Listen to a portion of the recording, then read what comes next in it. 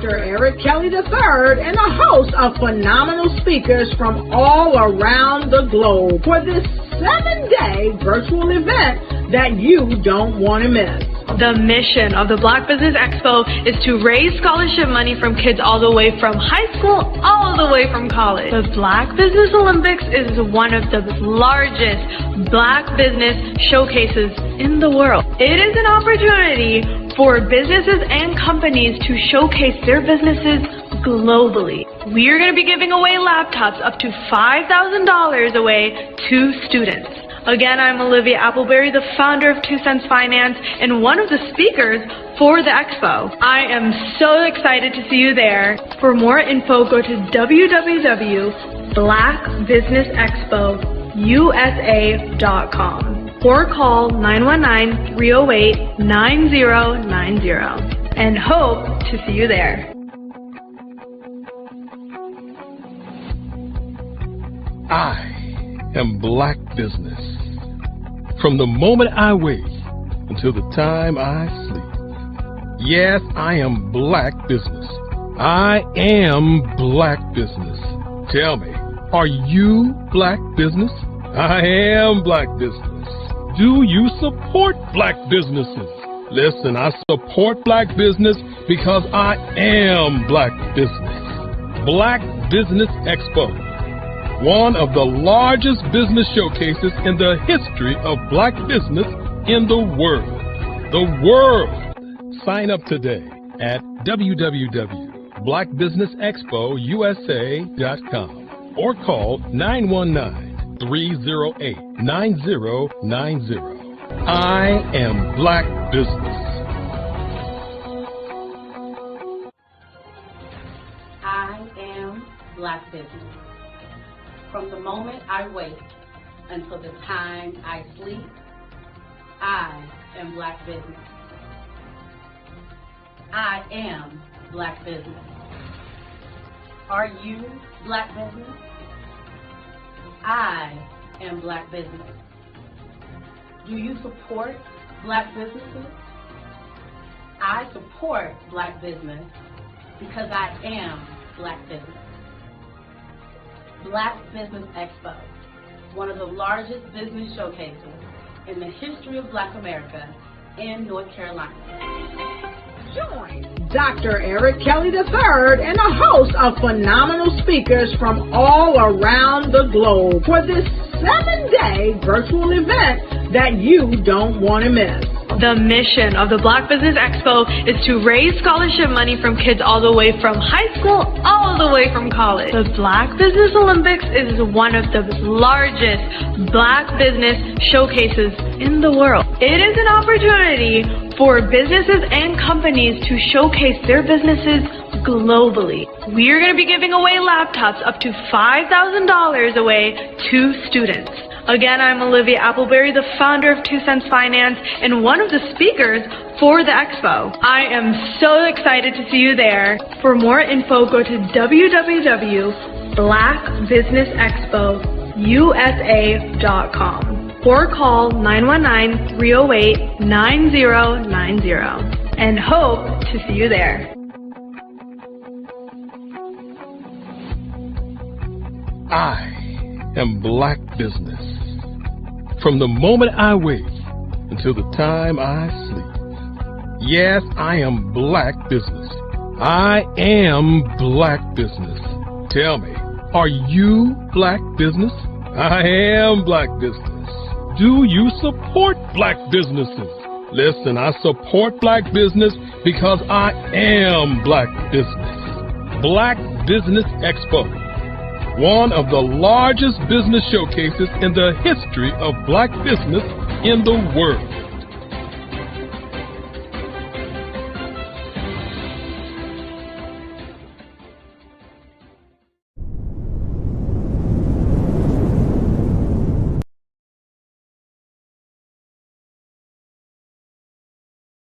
Imagine taking control of your financial future and navigating the world of cryptocurrency with confidence.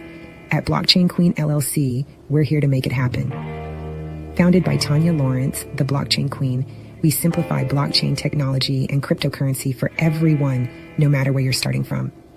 Our easy-to-follow courses, live expert sessions, and premium resources give you all the tools you need to succeed, from Bitcoin basics to advanced portfolio strategies. But we're more than just a platform. We're a community. Whether you're learning or teaching, Blockchain Queen LLC empowers you to grow while connecting with like-minded innovators. Want to make an even bigger impact? Join our Brand Ambassador program. Share your passion for crypto, inspire others, and earn rewards while building your personal brand. The future of finance starts here. Visit www.tanyalawrence.net to sign up and join the movement. Blockchain Queen LLC, empowering you to own the future. Your journey starts now.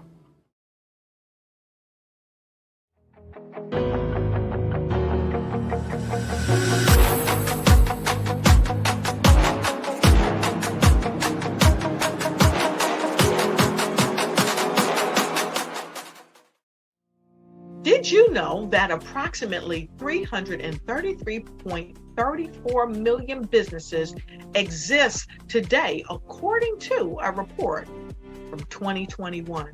And you may be one of those businesses, or maybe you're not in the business market yet, but you're aspiring to be a business owner. Well, guess what? You're in the right place at the right time. Because let's face it, everything is about timing and opportunity.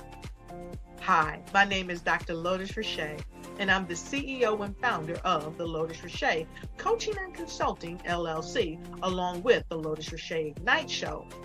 15 minutes of success with Dr. Lotus Richey, as well as books to boom your business and bring who you are. And today, I want to bring this amazing message to you about the Black Business Network and the Black Business Olympics. See, the Black Business Network and the Black Business Olympics is designed to help people just like you, that's right, that look like me, to take their business to the next level. Not just in your front yard or your backyard, but globally. The Black Business Network and Black Business Olympics is designed not to just help you survive, but to help you thrive. So join us today as we come together with businesses all around the world to support our students, our children, our young teens, our young entrepreneurs. What we do is we come together to help raise funds for students who are aspiring to be business entrepreneurs, who are aspiring and who are thriving in college. We endow them with a wonderful opportunity to gain scholarship of either a laptop or several thousands of dollars.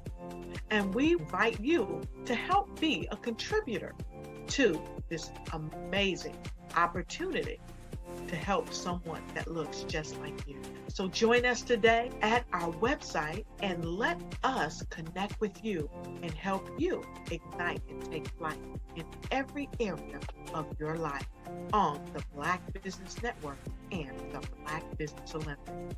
I'll see you on the other side.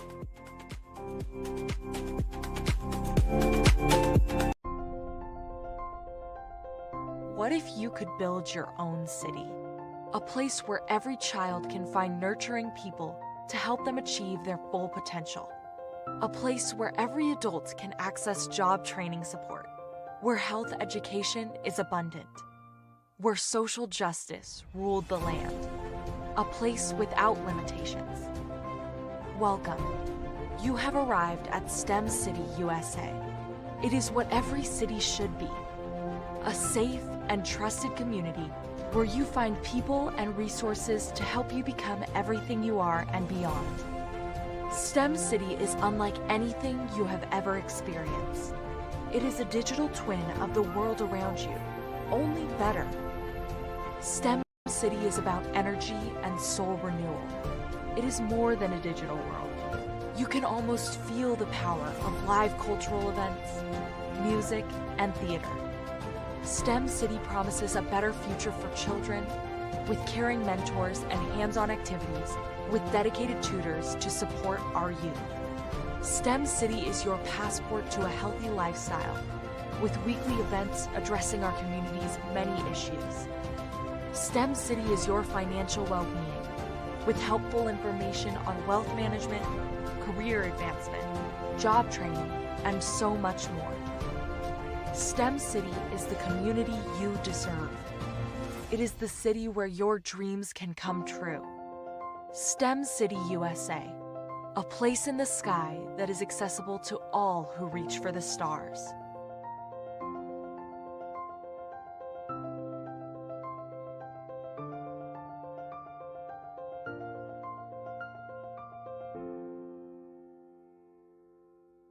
Art to me is a creative expression of something from nothing.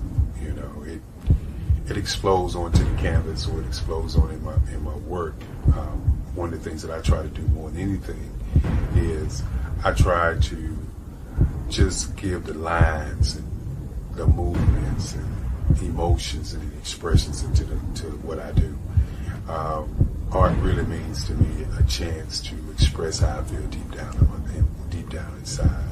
Most of my art begins as a thought that I might have, you know, whether it's sports, whether it's history, whether it's a woman or a man. It pretty much starts as an idea of thought before I get into the actual image of what I'm going to draw. I do a lot of historical pieces. I was a history minor in college, and I love to do history pieces. And a lot of times I'm thinking about history, and then I try to make that history impact you as you look at it. That's one of the reasons I do pictures so large. People ask me, why do I do the pictures so big? And I tell them, I want the piece to impact them as they're looking at it, to kind of dominate their space. And most of my pieces I try to do off page. I don't try to do anything that's going to be in those four corners or in a square. And I want your imagination to be a part of the piece that you're looking at.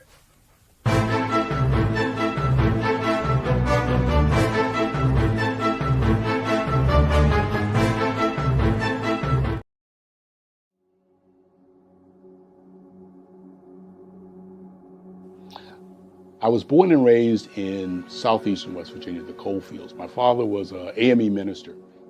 For me, I was very fortunate. Even though I grew up in the segregated South, I was surrounded by flourishing Black businesses, doctors, lawyers, bankers, dentists. They were all there and they were all successful. And I guess that's part of my dream, is to see that success come back.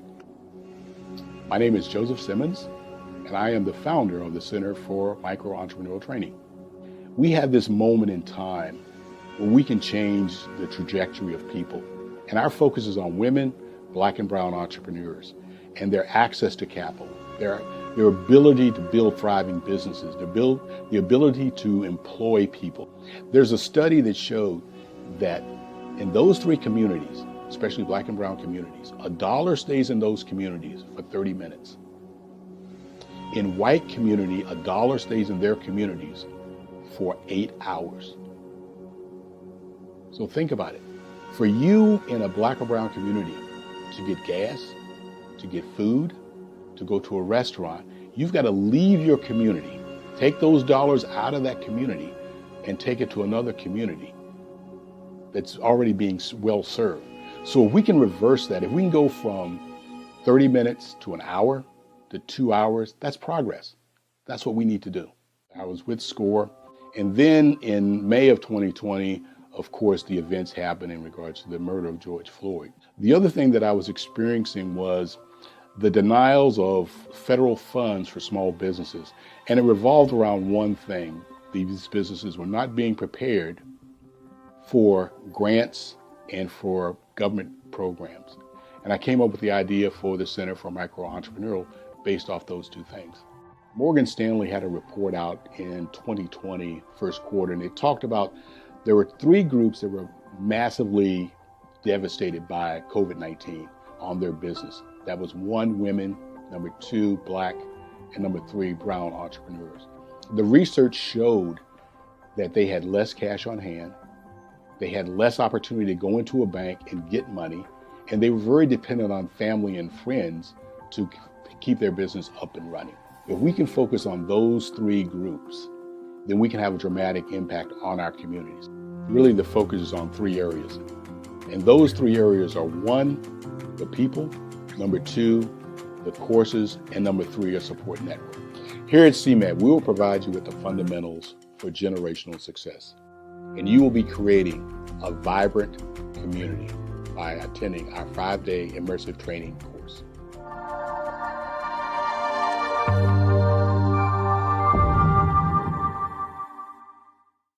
Ladies and gentlemen, get ready for an experience like no other. Tune in every Monday at 1 p.m. Pacific Standard Time for The Mary D. Show, where the ordinary meets the extraordinary. The Mary D. Show brings you powerful insights and inspiring stories from a diverse range of guests. Join our incredible host, Mary D. Welch, as she sits down with thought leaders, business owners, and changemakers, sharing their journeys and successes. From career professionals and entrepreneurs to educators and beauty advisors, Mary D. Welch interviews sports figures and health enthusiasts, offering a platform for extraordinary voices. Explore the world of extraordinary people and places in business and finance, homes and real estate, beauty and wellness, education and empowerment, sports and health, and more. Want to be a guest on the show? Call 619-669-8603 or email Mary at marydwelch.com. Visit www.marydwelch.com to learn more.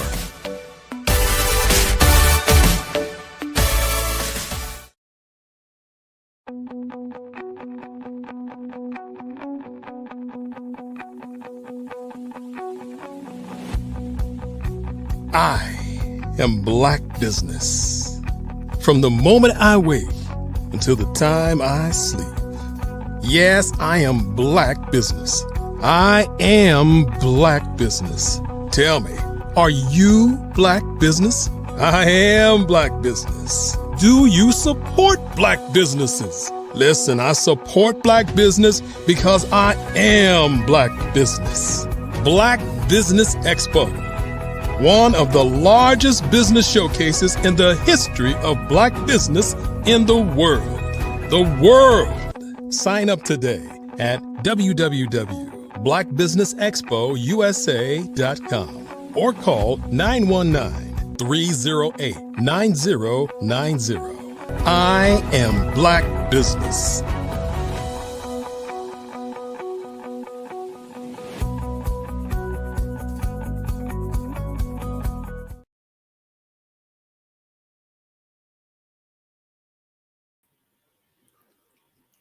Good day, business owners, entrepreneurs, thought leaders, corporations. Welcome to the Black Business Network. My name is True. I am your moderator for this edition of the Black Business Network. The Black Business Network is a 24-hour business network showcasing Black businesses, Black owners, entrepreneurs, and thought leaders worldwide. We have speakers from North Carolina, London, Singapore, Africa, Japan, and cities all over the United States. The Black Business Network is a global community sharing its business knowledge to empower, inspire, and educate businesses about businesses. So like I said, I am your host for today. My name is True. I am the owner of True Creative Consulting, Power Players Media, and I am also the founder of the Mind, Body, and Entrepreneurship Festival. So let me tell you a little bit about specifically MBE Fest. It is a business festival that we host here in the DC, Maryland, and Virginia area.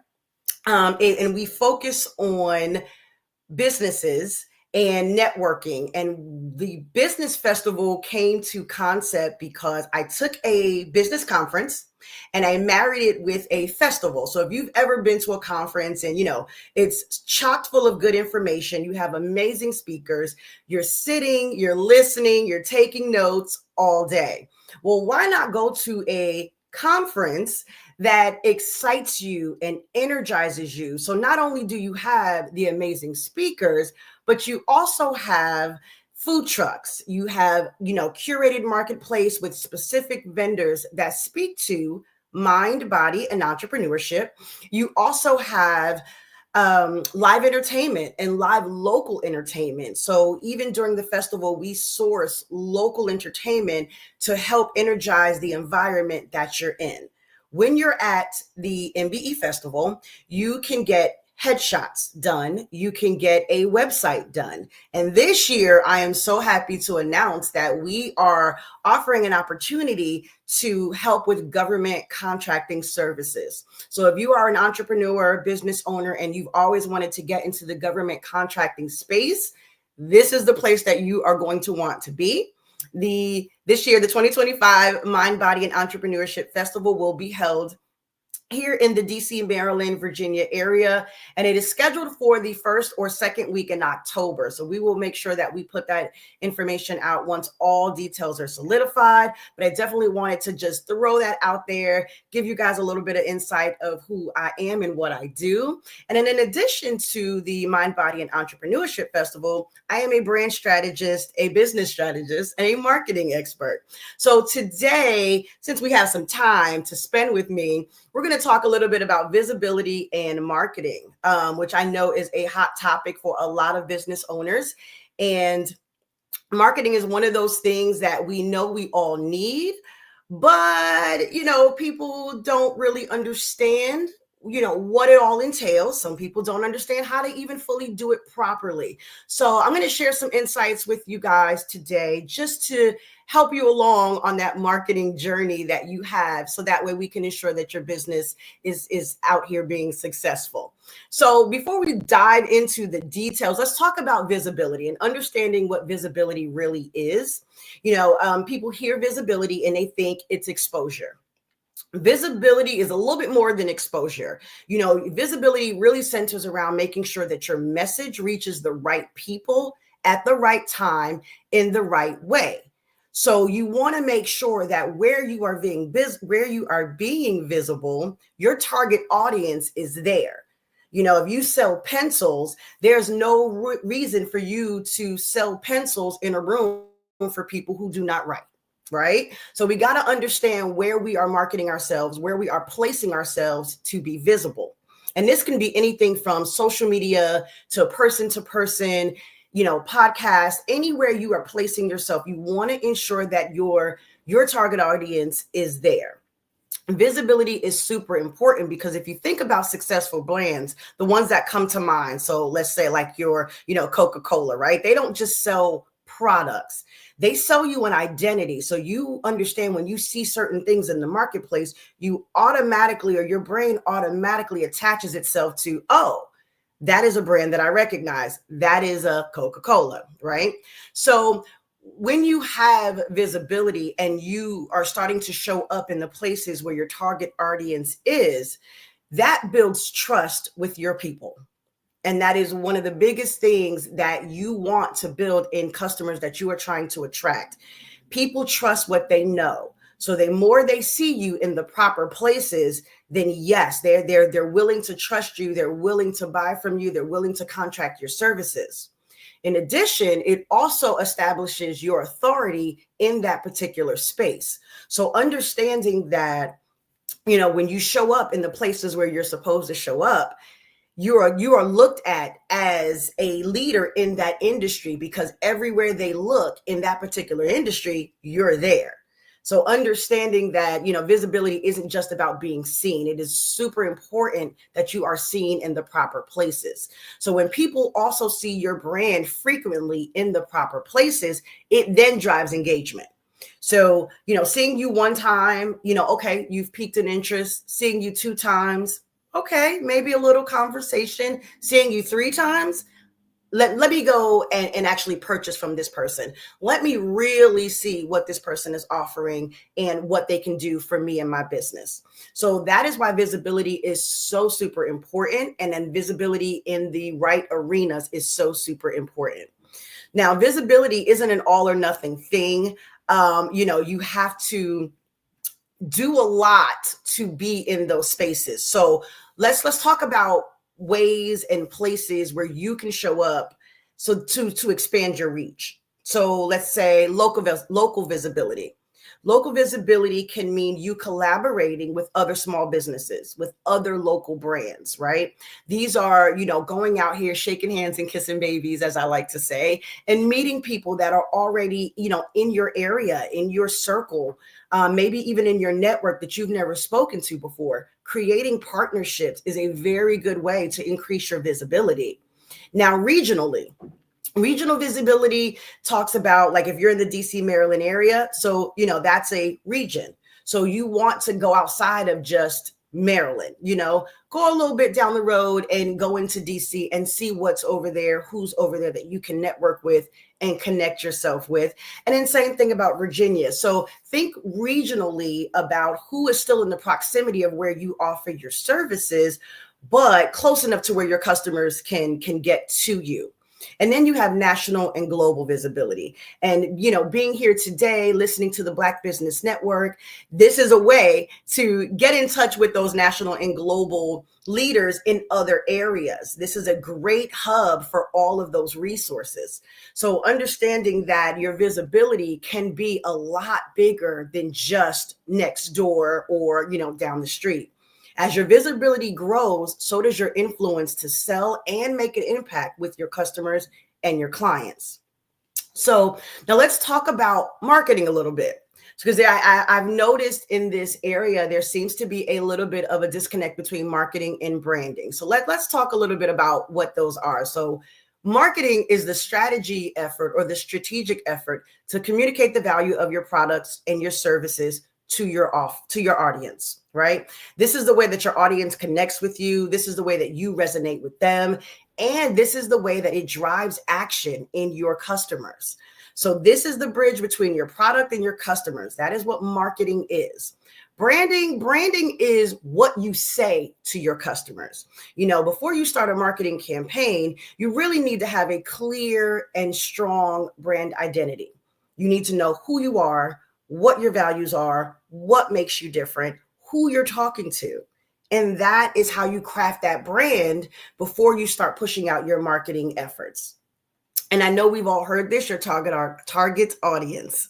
Now, a lot of people don't really understand or know who their target audience is. A lot of times, people are, I want to sell to everyone, or my customer is everyone, which can be true in some cases. But when you're talking about marketing, and because marketing is very specific to who you want to buy your products and service, you really want to understand who your target audience is. And, it can't always be everyone. So it's good to at least have a small focus on this particular person who has this particular buying habit, who, I know needs this product or service because of this particular problem. Because knowing that helps you craft your message as you are trying to market your products and services. Now, crafting a message speaks directly to the needs, the desires, the pain points of your target audience. Your message should be clear, memorable, and again, you want to align that to who your audience is. Now, marketing can be done in various ways. There's so many ways now to market. We know everyone's favorite way right now is social media. Whether any platform out here, it can be utilized to drive traffic to yourself. And it is a very good way, especially without sinking marketing dollars into that avenue. It is a very good way to connect to people that are outside of your immediate circle and network. Now, understanding that with social media, you want to make sure, again, that you're very clear, because there's so much happening on social media. If you're not clear, you will be lost in the sauce. So being clear and being able to post strategic messages to your audience will help bring that traffic to you. Everybody's heard of the great old algorithm, right? Well, the algorithm relies on you being very clear about who you're talking to through what you are posting. So as much as we love to hate it, it is necessary. And it is necessary for you to understand who you're talking to as you are posting or pushing out your social media content. So there is another avenue for marketing that, we call content marketing, which is a little different than social media marketing. Content marketing is more of your blogging It's more of podcasts, video content. So if you have a YouTube channel, TikTok is really good for this. That is what we consider content marketing, because you are pouring value into your community. You are producing high quality videos that, again, will get your customers and your clients to trust you, because you're not selling at this point. You are pouring into them. You are scheduling and creating content around information that you have that you want to share to your community, which, going back to why this is important, it builds your authenticity, it builds trust, and again, it puts you in a position of being a thought leader in that industry. So content marketing is super, super important. And then we have email marketing. If you've never, or if you don't have an email list, I suggest that you get one. If you remember, not too long ago, a couple months ago, some of the social media sites went dark. Everyone was in a panic. Everyone was in a frenzy. And I think it happened maybe for about 12 hours. So as a business owner, if that is your only way to communicate with your customers or your clients or people who are just generally interested, you have got to build an email list. You can do this in various ways. You can, offer a free product in exchange for their email address. And then you want to use a CRM, which is a customer relations management system, to house all of those emails. So then if something happens like that, where you cannot contact your people on social media or in a mass way, this is a very good alternative. And it keeps you connected to your people directly. You'll be surprised. I know people, will say that their emails are flooded every day, all day, and things like that. But you'll be surprised how people do really check their email. They look for certain things from certain people. So you being a trusted authority to them getting an email from you, it's actually an exciting thing, especially, again, if you are pouring value into your emails that will get, into your customers. So my tip for email marketing, you don't just want to sell in your emails, right? Because that is a quick way to get people to unsubscribe. You want to make sure that you are building a healthy relationship with your customers and with your clients. So in doing that, when you are sending out these direct emails, you want to, again, provide value, give them some tips, just check in. It's the holidays. Hey, how's your holiday shopping going? And in a formal and professional way, because you aren't talking to your good girlfriend or your homeboy, you are still talking to your client, but you do want to make a personal connection with them to where they understand that you're not just selling a service or product. So make sure your emails are a good mix of information and value and what you are selling. Then we also have paid advertisement. And this is where we start talking about where you are sinking your marketing dollars. A lot of times, if you are a business owner and you're looking at your budget, industry standards say that 20% of your budget should go to marketing. And this will cover your Google ads, your Facebook ads. If you do any influencer partnerships, which is really big now, if you have looked on social media and you see, people that are promoting products and services, those influencers typically do get paid for that promotion, but it also comes with having access to their, thousands and thousands of followers. So you want to understand the value in that. So having some money set aside, to do certain things, to do your ads is important. And I know it's hard when you are, small business owner and you're trying to really figure out where to sink your money. If you can't do 20%, do 10%, do 15%, but you do need to have some funds to be able to push your message out so that way you can make more funds, right? You got to spend money to make money. So you want to make sure that you're allotting some portion of your funds to strategic paid advertising. So please make sure that you understand what paid advertising is, what it looks like. There are companies out here that will help you with your ads. So before you jump out there to spend money and you're not seeing a return, make sure you fully understand what that looks like and, who can possibly help you with those things.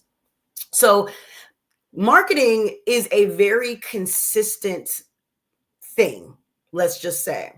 You can't post one time, once a week, and expect to get a lot of traffic. So I understand that a lot of people, especially business owners, you want to focus on the business This is a very important step of the business. Think about marketing as your salesperson.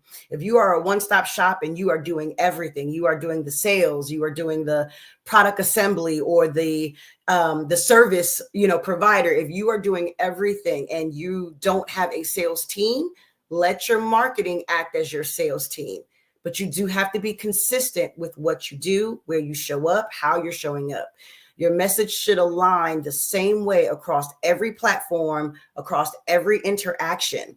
So understand that, you do have to show up regularly, you do have to provide value, and you have to keep your audience engaged. So those were just a couple of little things to help you along your journey and along your way. And as you grow your business, as you are, navigating through entrepreneurial streets.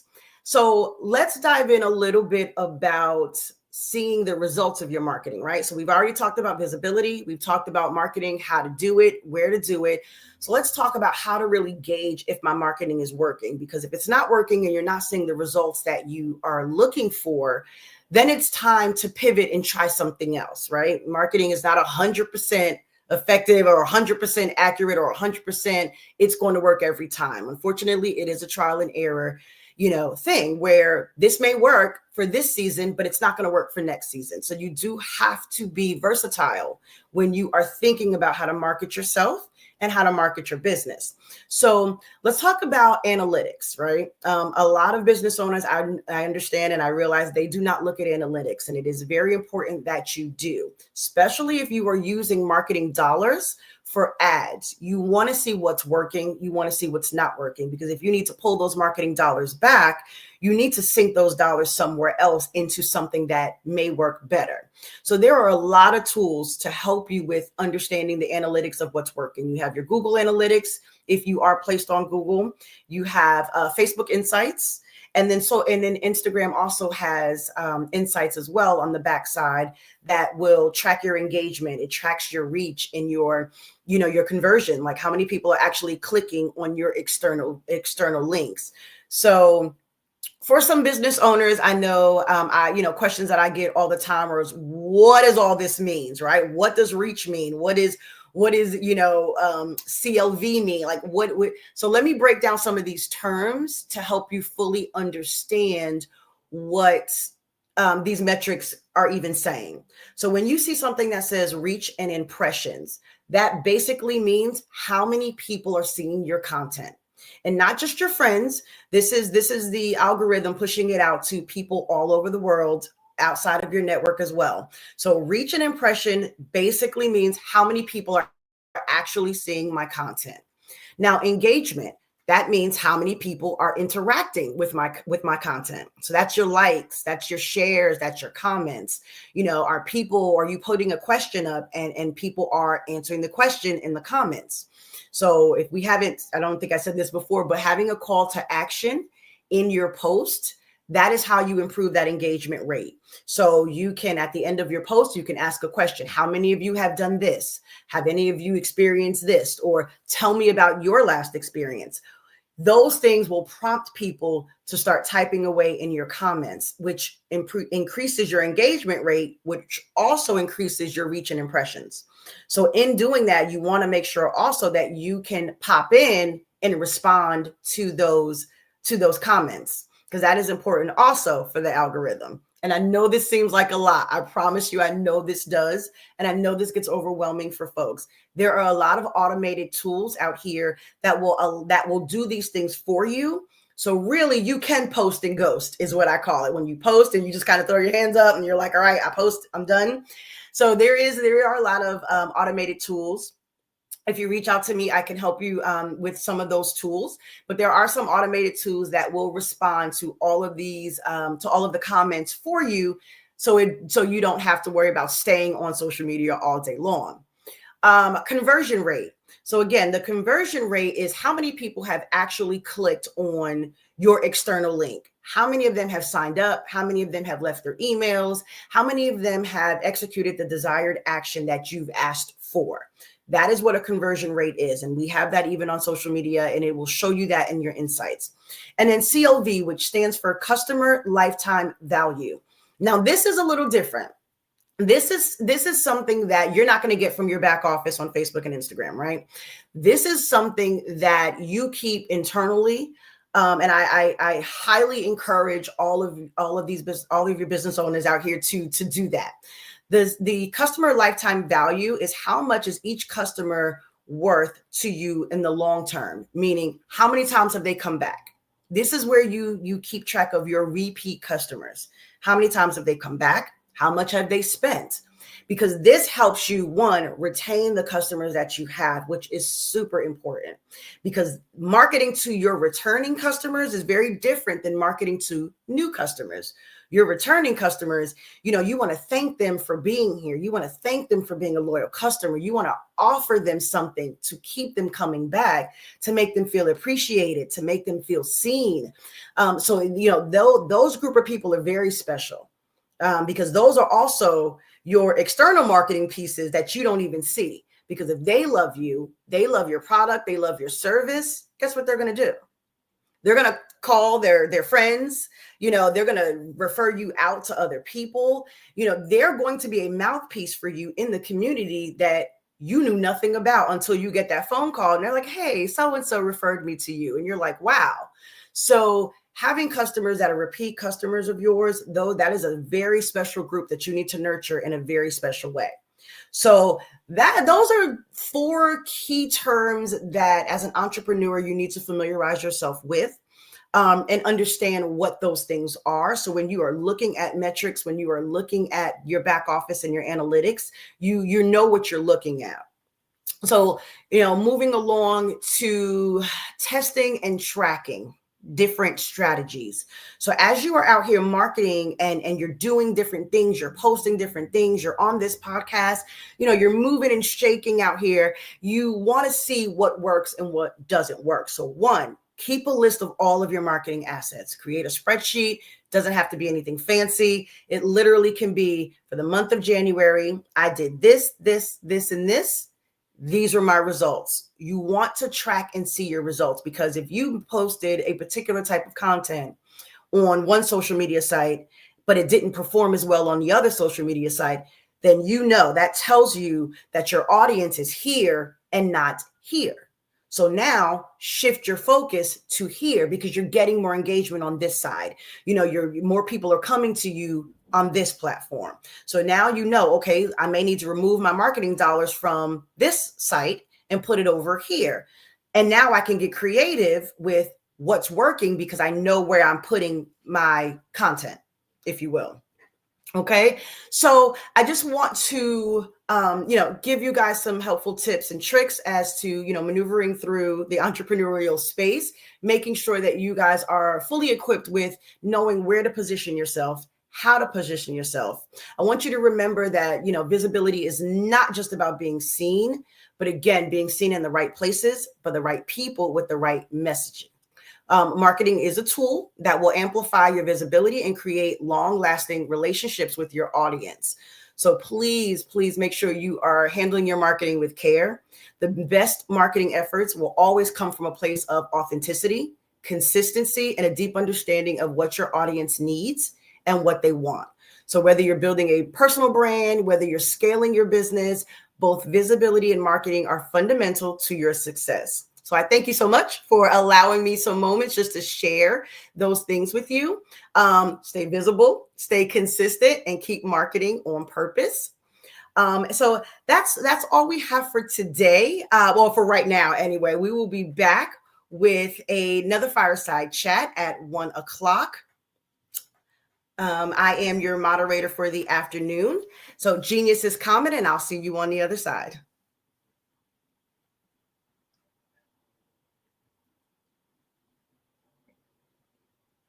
Hey everyone, it's Grant McGaw, CEO of 5-Star BDM and host of the award-winning Follow the Brand podcast and TV series, where I help you to build a 5-star brand that people will follow.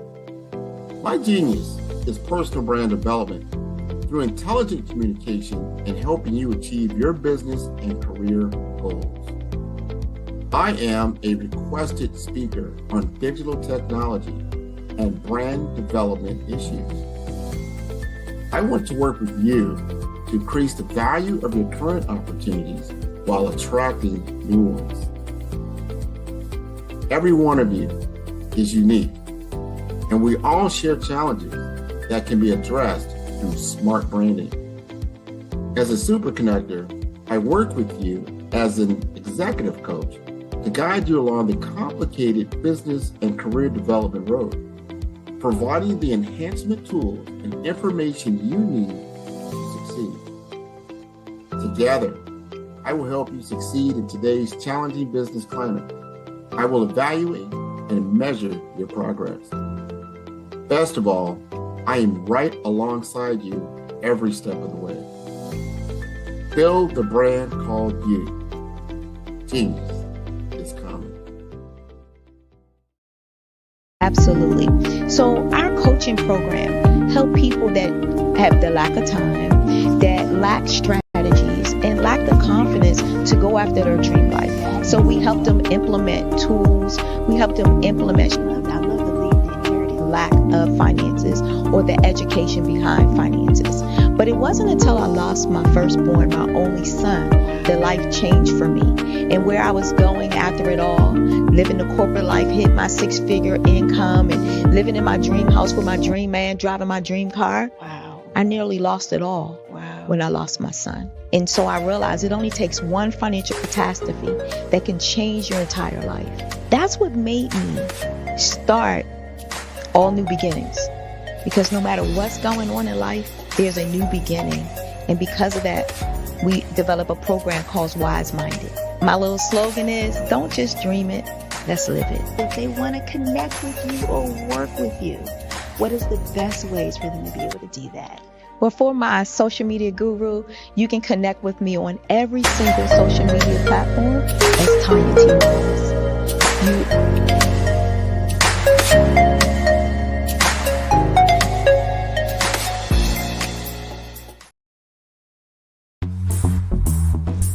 Attention all entrepreneurs and companies. Are you looking for reliable and efficient virtual assistants and back office support to help you manage your business tasks? Look no further than Superwoman Business Services. Our team of virtual assistants provides a full range of administrative support services, including operations management, social media marketing, and much more. We also offer website design services to help you create a professional online presence that reflects your unique brand. In addition to administrative support and website design, we offer business development and structuring services to help you grow your business and achieve your goals. We'll work closely with you to identify areas of improvement and develop a customized plan to help you reach your full potential. At Superwoman Business Services, we understand that running a business can be overwhelming and time-consuming. That's why we're here to help you fly high and achieve success. Our virtual assistants are highly skilled, experienced, and dedicated to providing you with the support you need to thrive. Come fly with us and take your business to new heights.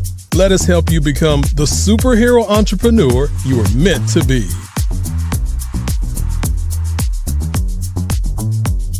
Contact Superwoman Business Services today to learn more. Did you know women represent just 3% of Fortune 500 CEOs and less than 15% of corporate executives at top companies worldwide? Have you wondered what the secrets are to getting into the top ranks, whether in the private or public sector? Do you want to figure out how to stop being held back in your career or passed over for promotion? Then you're in the right place. Hi, I'm Dr. Madeline Ann Lewis, President and CEO of the Executive Women's Success Institute. I have decades of experience in the military, the federal government, and corporate America, and my mission is to help women succeed and tap into their full potential. I I want to reach 1 million plus women around the world to become the leaders they are meant to be. So if you want to move into a management or executive level position, or maybe you are a female veteran transitioning out of the military into business entrepreneurship, then reach out to the Executive Women's Success Institute at 301-693-3284. Let us get you on the fast track to success.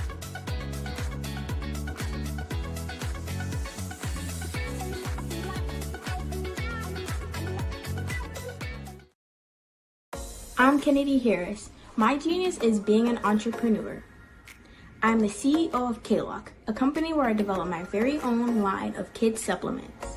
I currently market my multivitamin for kids to help combat weak immunity. During the pandemic, research has shown that having a strong immune system is key to fighting off disease. My vitamins are for kids, but adults can benefit from them as well. I'm adding a proprietary blend to my supplement line. I want to create my own blend so that I have a competitive edge in the marketplace. Staying healthy is important to me so that we live longer and have healthier lives. My website is klockproducts.com. That is K-L-O-C-K. Genius is common.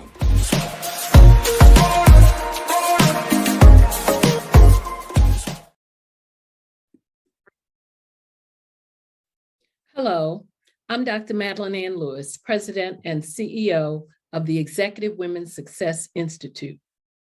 And my genius is helping women accelerate the path to success.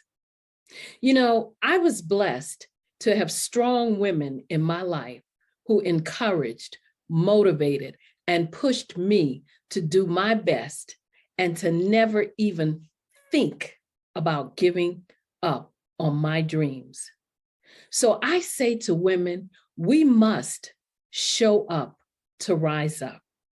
We have talents and potential, but who will see them if we don't speak up and get noticed?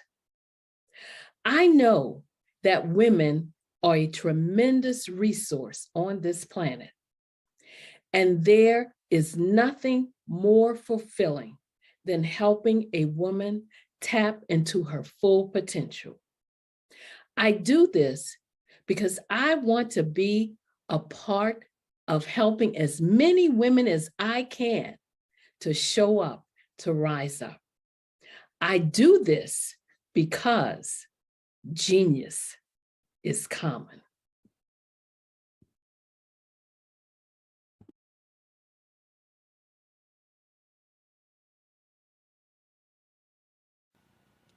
Hello, my name is Kiasi Helm and I'm 14 years old. I think my genius would probably have to be setting goals and achieving them. I say this because ever since I was young, I always wanted to be an author, and at age 11, I ended up achieving this. But not only did I end up becoming an author, I ended up becoming a public speaker, a publisher, a business owner, all these great things. The name of my business is Written by Kids Publishing Company. I decided to start this company because I thought it was important for me to help kids my age express themselves through literacy and just achieve their own goals. Because to me, achieving goals is the best thing in the world to feel. It's you just achieving things and aspirations that you set for yourself. And I know that everybody is capable of this because even if you don't end up achieving the goal, you still tried your best, and that's the most important thing. And everybody is capable of this because genius is common. Thank you.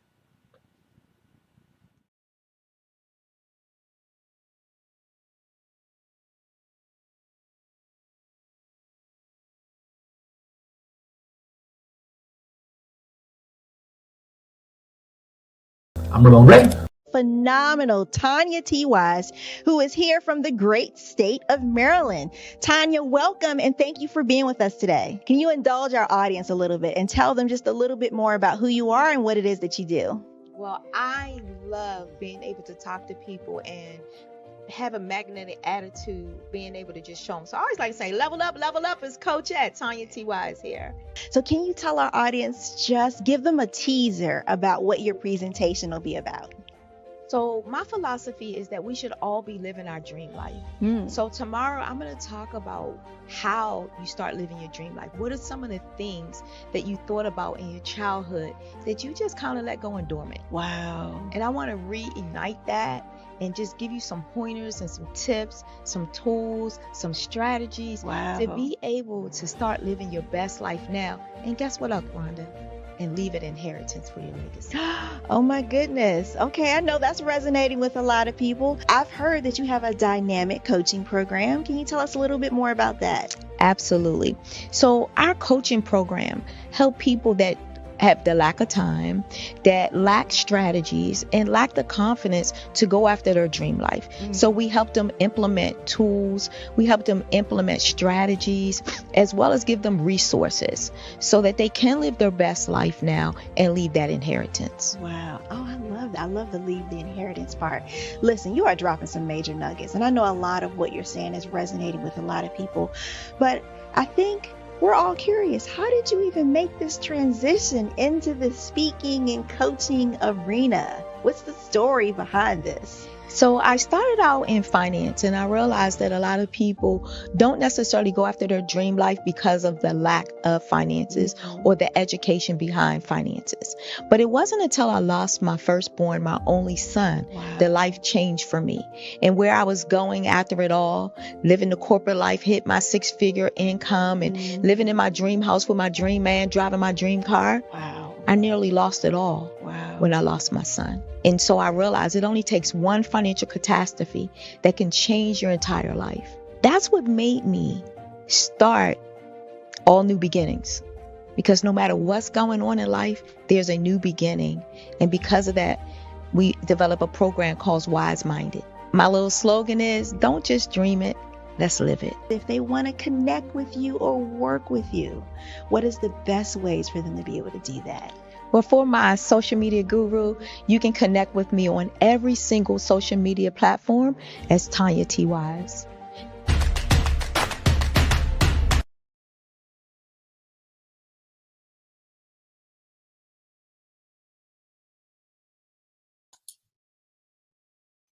Hi, I'm Barbara Smith. Genius is common. My genius is executive coaching and professional corporate training. As the master executive coach and corporate training ambassador for the Genius is Common movement, I help business owners craft their stories in such a way that you know exactly what they do, what they have, and what they bring to the table. Many times as business owners, we are asked, so what do you do for a living? And we could be crushing in our businesses, but we're not quite sure exactly what to say in a short amount of time. Well, I help you take those stories that are the reason why you're in business and why you're so passionate about your business and craft them in such a way that people are drawn to you as opposed to being repelled by you. Because every conversation, every time you talk to someone about your business, you are excited about it. But are you really conveying what you do, what you have, and what you bring to the table? And do really people understand why you care so much and why they should care that you have the solution to their problem? Well, I'm here to help you with that. As a master storyteller, I can help you with your stories and spin them in such a way that they are intriguing and fascinating. People want to listen to you talk about your business. That's why at the Genius is Common movement, I am the master executive coach and professional training ambassador.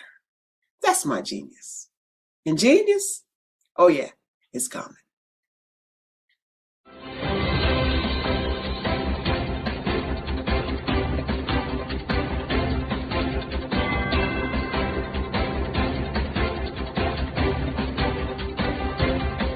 I am Black Business. I am Black Business. From the moment I wake until the time I sleep, I am Black Business. I am Black Business. Are you Black business? I am Black business. Do you support Black businesses? I support Black business because I am Black business. Black Business Expo, one of the largest business showcases in the history of Black America in North Carolina. Join Dr. Eric Kelly III and a host of phenomenal speakers from all around the globe for this 7-day virtual event that you don't want to miss. The mission of the Black Business Expo is to raise scholarship money from kids all the way from high school all the way from college. The Black Business Olympics is one of the largest Black business showcases in the world. It is an opportunity for businesses and companies to showcase their businesses globally. We are going to be giving away laptops up to $5,000 away to students. Again, I'm Olivia Appleberry, the founder of 2 Cents Finance and one of the speakers for the expo. I am so excited to see you there. For more info, go to www.blackbusinessexpousa.com or call 919-308-9090 and hope to see you there. I am Black business. From the moment I wake until the time I sleep. Yes, I am Black business.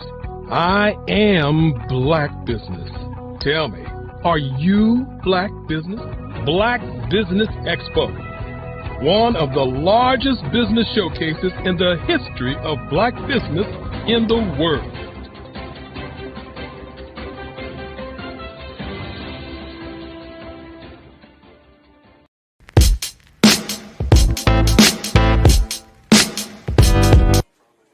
So, you going to the Christmas party on Saturday? Of course. What do you think folks will say if my wife and I didn't show up? Plus, they'd miss my dance moves. Please, those moves from the 80s? Seriously lame. Lame? Well, maybe a little bit, but this chief of surgery always gets the party started, sister.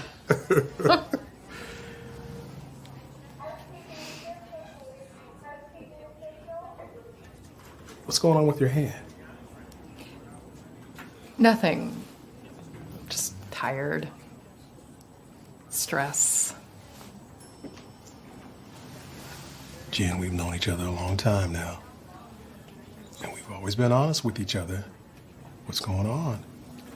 Come on, Mark. I'm fine. That hand says otherwise. It's nothing. Look, this does not interfere with my ability to do my work.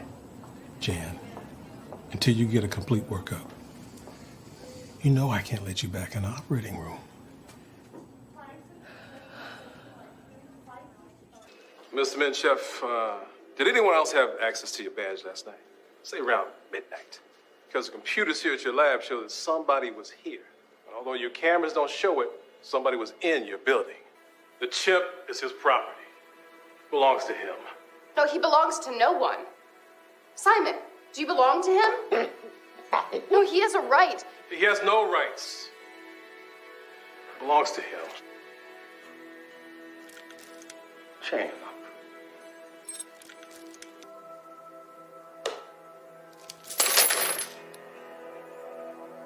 Wrong? He just wrote free man.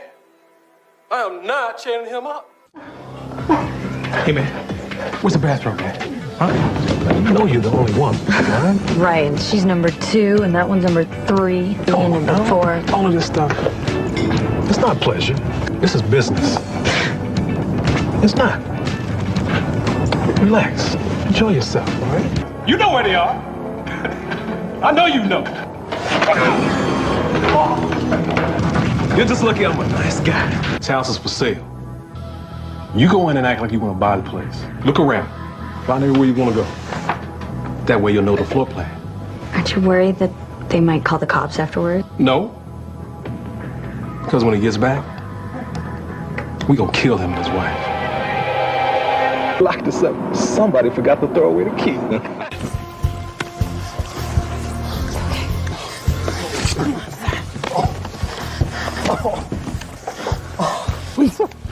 her. She's gone, but you're gonna make it, okay?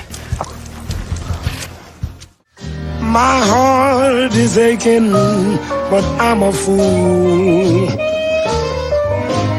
to let it go on breaking. No way. Hey, look, guys, it's spaghetti. Hello, how are you? I don't believe this. Hey, could you do me a big favor and spook my kids for me?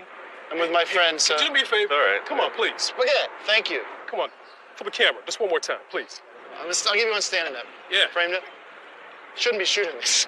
Yeah. Spaghetti! Yeah. Spaghetti! That's it. Oh, spaghetti! Boogie! Yeah. Spaghetti! Yeah. Spaghetti! That's it. Yeah, Making our day. Spaghetti, yes. Hey, I'll give you three more. One more quick favor. Yeah. Could you take a picture with them? My Yeah. kids? Huh? Come on. Let's do it. Yeah. Right here. Got you all in frame here. Do you mind if you move out of the picture a little bit? You're kind of in the way. Yeah, I'll try. All right, listen, I appreciate it. Thanks. Oh, smooth!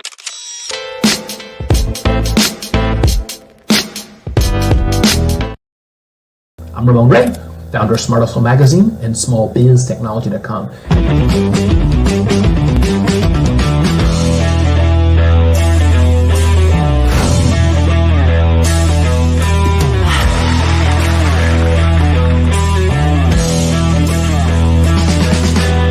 You're here today to celebrate small business success.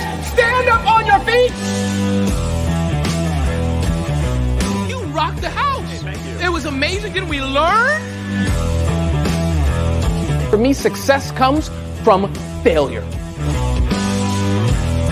One thing not to do is shake somebody's hand like this.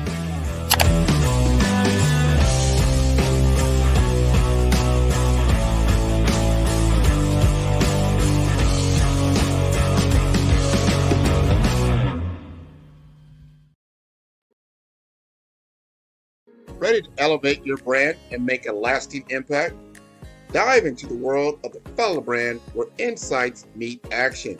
Shop now at our e-commerce store for exclusive merchandise that speaks to you. Transform, engage, and soar with 5-Star BDM. Your journey to brand brilliance begins today.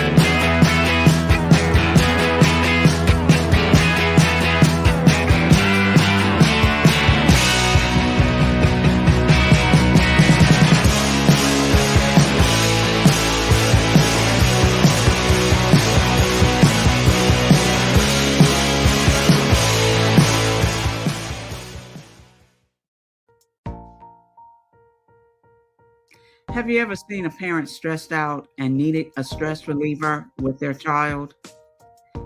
One morning I was coming out of a store and saw a mother and her 3 or 4-year-old son. She was highly upset, actually beginning to yell at him. However, the more upset she became, it seemed the calmer the child became. He sat down on the sidewalk, crisscross applesauce, folded his arms, and looked up at her with a smile. You see, the angrier she became, the calmer he became, because he had the control of the situation. Hi, I'm Frizelma Lynn. I am the CEO and founder of Frizelma Teaching Parents, LLC. I'm a retired teacher, school district administrator, an author, speaker, and I am the parenting 911 coach. My mission is to rescue families by equipping parents with proven, effective, and practical strategies to enhance their parenting skills. Many times we as a society expect parents to teach, train, and raise their children without providing the necessary tools they need to accomplish this. However, parenting issues cannot be resolved without intervention. Therefore, Frizoma Teaching Parents has provided coaching programs, digital courses, and live webinar trainings to provide step-by-step research-based parenting strategies, even for parents whose children are disrespectful, defiant, for those who have been diagnosed with ADD and ADHD, and even for parents of adult children. No longer will you have the need to feel like you are a failure as a parent. You'll now have the tools needed for each situation. Trust me on this one. Go to www.parenting911.org. Book a 15-minute strategy session with me or choose one of the coaching programs. Our training helps parents relieve stress.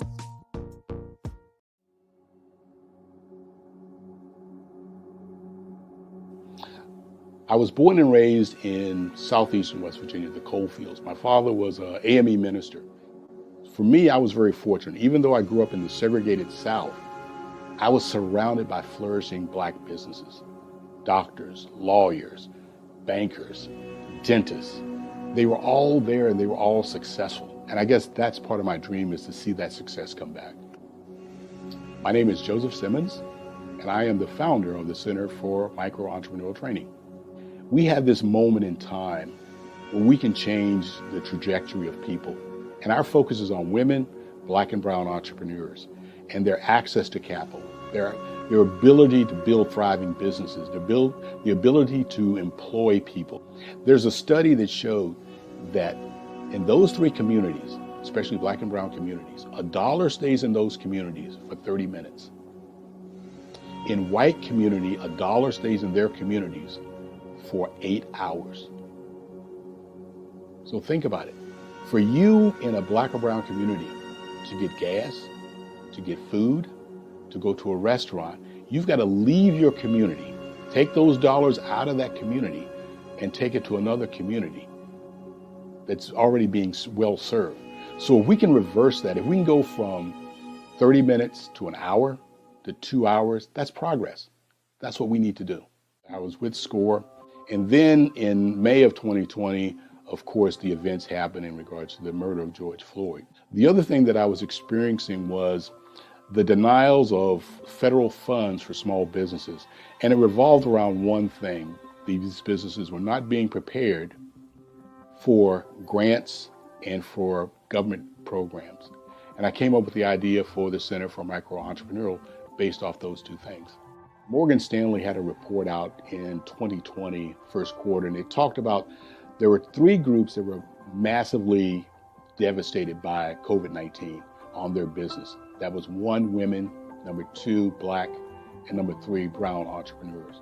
The research showed that they had less cash on hand, they had less opportunity to go into a bank and get money, and they were very dependent on family and friends to keep their business up and running. If we can focus on those 3 groups, then we can have a dramatic impact on our communities. Really, the focus is on 3 areas. And those 3 areas are 1, the people, number 2, the courses, and number 3, a support network. Here at CMAT, we will provide you with the fundamentals for generational success. And you will be creating a vibrant community by attending our 5-day immersive training course.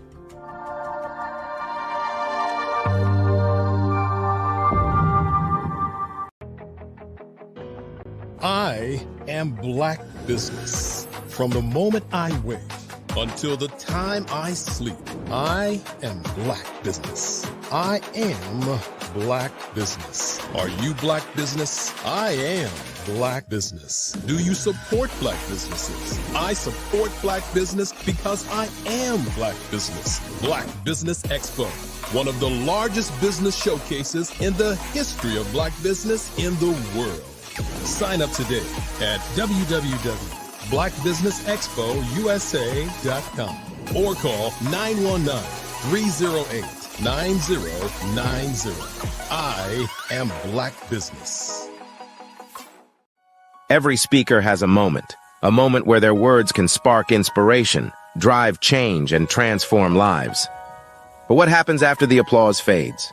With 5-star BDM, your voice doesn't have to fade. We transform your live session into a professional ebook. Imagine your session becoming a permanent, interactive asset, reaching new audiences across the globe. Like Grant McGaugh and Dr. Eric Kelly III, whose session on the Mindset Revolution continues to inspire thousands through their custom ebook. Your ideas can become a lasting impact.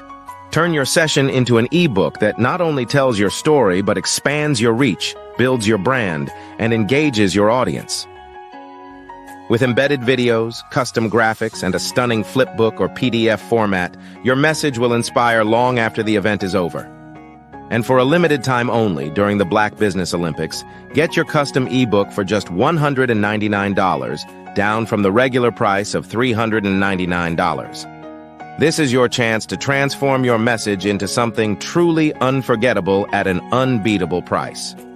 Your package includes a professionally designed ebook, a flipbook or PDF, embedded video of your session, and custom graphics. Everything you need to showcase your message in a way that lasts. With 5-star BDM, your session becomes more than a moment. It becomes an opportunity for growth, greater visibility, and lasting impact. See your influence multiply as your message reaches new clients, partnerships, and platforms. Ready to turn your ideas into a global movement? Visit 5starbdm.com to secure your custom ebook today. Your audience is ready to listen.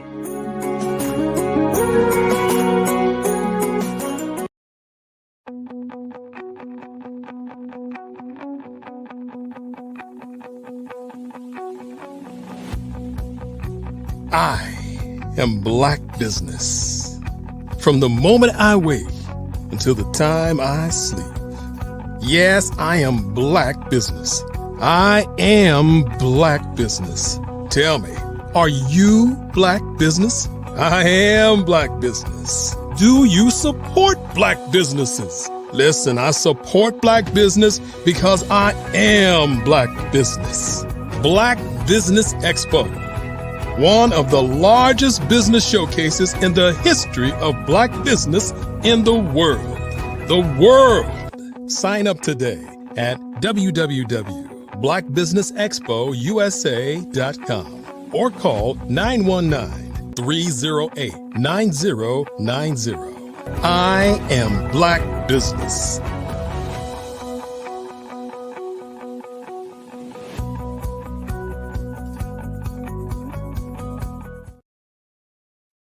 Good day, business owners, entrepreneurs, thought leaders, and corporations, and welcome to the Black Business Network. My name is Grant McGaugh, CEO of 5-Star BDM and host of the award-winning Follow the Brand podcast and TV series. And I am your business moderator for this session on the Black Business Network. The Black Business Network is a 24-hour business network showcasing Black businesses, business owners, entrepreneurs, and thought leaders worldwide. And we have speakers from North Carolina, London, Singapore, Africa, Japan, and cities all over the United States. The Black Business Network is a global community sharing its knowledge to empower, inspire, and educate businesses about business. And I want to bring to the stage a very well-known businessman, Sidney Warnsby. He is a dynamic business executive with over 30 years of experience in crafting and integrating solutions that deliver real results. With expertise in business startups, turnaround, Six Sigma, and total quality management, Sidney has driven success across industries, holding senior roles at JP Morgan Chase, Citigroup, and PepsiCo. And as president of a multi-location restaurant business, he is the adjunct professor at Brooklyn College, and he's educated future leaders, while his coaching work empowers CEOs, small business owners, and minority entrepreneurs to achieve explosive growth. A dedicated mentor and community leader, Sydney is committed to inspiring youth and fostering development in all aspects of life. So I'd like to bring to the stage Mr. Sydney Warnsby. Sydney, you there? I am. How are you doing today? Good. There I am. How are you? I am doing great. I always love to see you. You're in the Big Apple, right? A lot of hustle and bustle and things happen in such a city with so much going on. You just had the World Series there. I want you to just tell the audience just a little bit about what's going on in New York. I mean, what's your experience there? So yeah, it's been a lot going on. The Yankees fans are sad. The Mets fans are sad. The Jets fans are mad. They won last night. We're talking about. It doesn't stop them being mad. Oh, no, they're always mad. I think that's part of not meeting the expectations. But other than that, from the business perspective, the business community, things are thriving up here, and so I guess that's all we have to look forward to at this point. Oh yeah. Well, we're going to continue that conversation because you have an interesting business, and you have a Latin name. You're going to have to help me pronounce it because it's very interesting. And you chose this name for a reason and a person and a passion. Tell us more about that. So my business name is Huertas e Decus, LLC.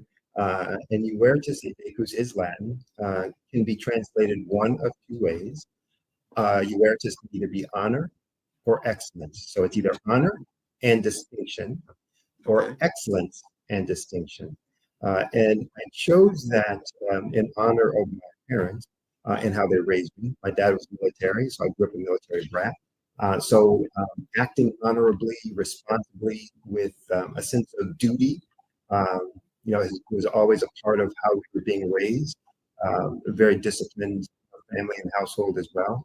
And so we were always taught in terms of if you want to distinguish yourself from others, be responsible, be honorable, be consistent with what your duties and responsibilities are, but also act with excellence, do things with excellence. So, we got to teach all the time about one, if you're going to be a street sweeper, be the best street sweeper. Whatever you do, be twice as good, and you will need to be twice as good, given our state and status within America. So you have to be twice as good. So go out, be twice as good, so that you can distinguish yourself from everyone else. So I chose the name for the business for that, and that's what I try to bring to my clients: a sense of excellence, so that they can distinguish themselves from the rest of their competitors. So how do high performance people that they get the execution and the results that they're looking for, and that their clients or customers are looking for, and that distinguish them from the rest of the market.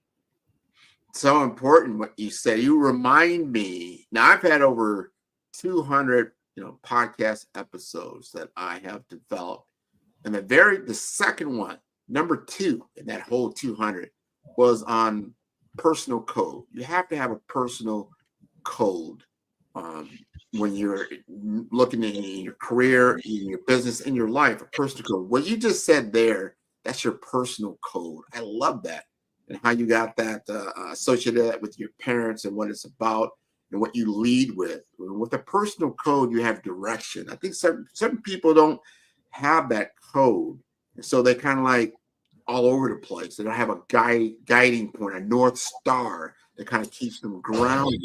I like what you said there. Now, you're an entrepreneur. You're in business. And I appreciate that because of your history in corporate America, that Fortune 500 experience that you now bring to an entrepreneurial base, small business owner base. Tell me a little bit more about your practice and how you help businesses. Okay. So, one of the things with my background and experience, there's a great diversity in what I've been able to do, the industries I've been in, the responsibilities I've had, the functions that I've had, responsibility or leadership over, the geographies and the differences in that, local markets, to domestic markets to global markets, but also in terms of the sides of business I've been on. So I've been in corporate at Fortune 50s. I've been an entrepreneur on my own. I've also been an adjunct professor, so teaching students about business and how to perform and get accomplishments and get results from business. So that diversity into all of my engagements with my clients to help them understand how these things are connected, the issues that they're dealing with, one, the commonality of it. So most folks think that their industry is completely different than everyone else's, and it's really not, because it's a business, and a business is made up of people. People are going to all be the same in terms of how people react, respond, behave, is the same country to country, individual to individual. And so we can rely on those similarities and commonalities to say, how do I function? How do I integrate, interact, and engage with? But the businesses are the same way, but there are only certain ways that you can get results, certain areas that you can drive performance, and the strategy is the same. So what I work with my clients on is understanding, I use this concept called small change to big things, and understanding first what the big things are. The big things are these 5 areas that every business who's going to grow grows from. There aren't any others. I don't care what anyone says. These aren't secrets. It's not like somebody thought them up. It's not like I invented them. People might call them different things, but they're the same things. And I believe in simplicity. Keep things simple, keep it straightforward so people can understand it, and then you can execute on that. And there are only these 5 areas where growth comes from. I help them to see these are it, but then to understand what are the strategies or tactics in each one of these areas that you can use to make them perform at a higher level. And from that, those strategies I talk about, because I'm big on empowerment, having self-sufficiency, self-reliance. And so I work with them on understanding what they control in process, in procedures, and behaviors, that making small changes in process, procedures, and behaviors can have transformative impact on their organization, on these 5 functions that we're talking about. And so by doing that, one, there's no cost, because you're changing a process, you're changing a procedure, you're changing your behavior. I don't need to wait on equipment. I don't need to get a loan. I don't need to wait until I can improve my P&L. I can do that right now. 2, it's quick to have impact, because as soon as you change the process, you're starting to change and starting to get results. Yeah. And 3, there's no cost. There's just really, again, because you control all this stuff, I don't have any cost associated with it. So I have control, I have no cost, and it's going to be quick to have impact. And so that's how I make a bold claim that I can get you to double your profit in 12 months or less. And that's how. It's not a secret. You can do it on your own if you know these things or have the bandwidth and commitment to do those things. But it's just that straightforward. So important, and knowledge is power. Because you just created that curiosity. Anybody listening, like you said, 5 things. What are those? Come on, like shit. But you have to. Yeah. And I love how you did that, because a master of business development understands how to create curiosity. Mm-hmm. You establish your credibility, which was awesome, and we've been doing that now for the last 10 minutes or so. But now you've established curiosity, because anybody in business is like, hey, he's got 5 things I can do that don't cost me anything, but will have major impact in my business. I wonder if he's going to tell us. Well, and again, I have no problem telling folks, because they're the same everywhere. And when I say them, most people are going to go, duh, of course. It's like, well, yeah, the secret really isn't in knowing what they are. It's in what you do to have impact, and how well you do those things to get change and impact. So the 5 areas are very straightforward and simple. First, you got to get a lead to be able to get a sale. So to grow your business, you got to get more leads. Not a surprise, right? When you get leads, you got to convert them into being a paying customer, somebody that you're taking from being a stranger to handing you over money. How do you do that? One minute they're a stranger, the next minute they're giving you money. What a deal! How do I get that gig, et cetera? So, but to grow, you're going to have to convert more of those leads into paying customers. Third, pricing. One, how much are you going to charge for whatever it is that you do? And how do you increase the value proposition of what you do so that you can charge a higher price? Because that's how you can grow, by increasing your pricing. And it's not as simple as just, I'll jack up the price. Sure, and you could lose sales. So there's a right way to build the value proposition so that people are willing to pay more because they say it's worth more to me. And that's the key. How do you identify that? How do you create that? But the fourth is around deepening the relationship. So everyone talks about CRM and they'll throw out the initials and blah, blah, blah. But what does CRM really mean? What does customer relationship management really mean?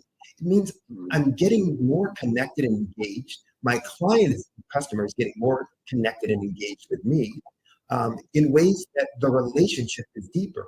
They feel that connection, and they would be at a loss if that connection was broken. And so the question is, well, how do you do that? In different industries, they call it different things. In banking, when I was in finance, it was about deepening the wallet. What's your connection to their wallet? How deep connection do you have within their wallet? It can be bigger share of the pie, bigger share of their money, whatever.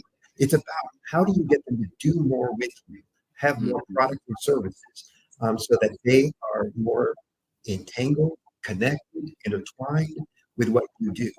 But the fifth thing is around being efficient and being more profitable through reduction of expenses and cost.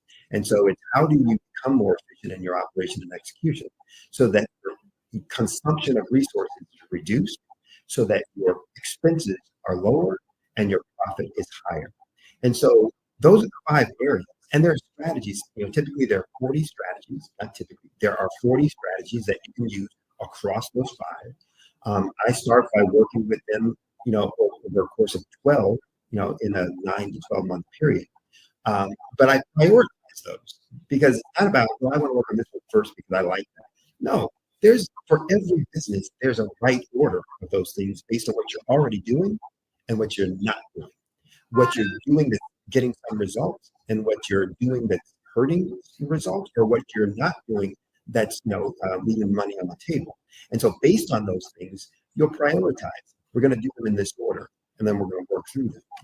And so for each business, that's where the real nuance comes in. You don't have this issue over here in lead generation. You've got an issue really in conversion. Let's talk about why that is and what you're doing. And you'll hear some of the clients that will talk to you, from Brandon, et cetera, and say, "Oh, look, I got no problem, finding people. I just can't get them to spend money with me." Okay, then there's an issue. Yeah, let's figure out why. Well, but my product has these features and this feature and that feature. Nobody buys a feature. Nobody buys a feature or a function. People buy an outcome or result. And I don't care whether you're buying a car or whatever. The feature of that car isn't important. It's the result that feature provides. When they have somebody sit in the car and go, watch this, watch when I do this, boom. It's that pride or that status that they feel for. That's what they were looking for. And that feature gives me that status or the appearance or the feeling of that status, et cetera, depending on the individual. So fine, that's what they were buying, not the feature itself. And we make that mistake in lots of our businesses where we think it's about the feature, we think it's about the function, we think it's about our time, everything else. But it's really getting at what that our client wants, needs, what's the problem they have that they don't want, or what's the benefit they want that they don't have. And when you figure that out in great detail, every other business decision is based on that. I love that. And because the simplicity of it, but then the difficulty of it as well, because there's always resistance in every single one of those functionalities. Now, I'm an electrical engineering graduate from way back, and we always understood with any circuit board or whatever it may be, you have current, but you always have resistance. And the balance of that current and resistance gets you the desired output, as you just kind of said. You get the desired voltage or whatever it's needed at that particular juncture to create the outcome that you're looking for. I think a lot of times business owners don't calculate resistance. Right. And they don't understand resistance and what resistance looks like. Value, again, like you just said with pricing, you can control the price, but value is in the mind of your intended target. And if they don't see it as value, you got a disconnect. You have a problem. So though along that I look at that, those 5 things you just talked about as like almost like a machine, more or less. And you got to pull these levers, and you pull the right levers, you get the output on the other side. Right. Like. So yeah. Go ahead. No, I want to hear what you're saying. Well, it's a great point in terms of the resistance and the connection to. I talk all the time. So my undergrad is also engineering, mechanical engineering. Yeah. So you and I've talked about that in the past. That that the technical background combined then with our business degrees afterwards, really get us focused on how systems work and all that. So I talk to folks all the time about there are fundamental laws of nature that are true with a capital T. So one is for every action there's a equal and opposite reaction, right? So if I push on that, it's going to push back on me. If I want to pull on something, then something's going to pull it back.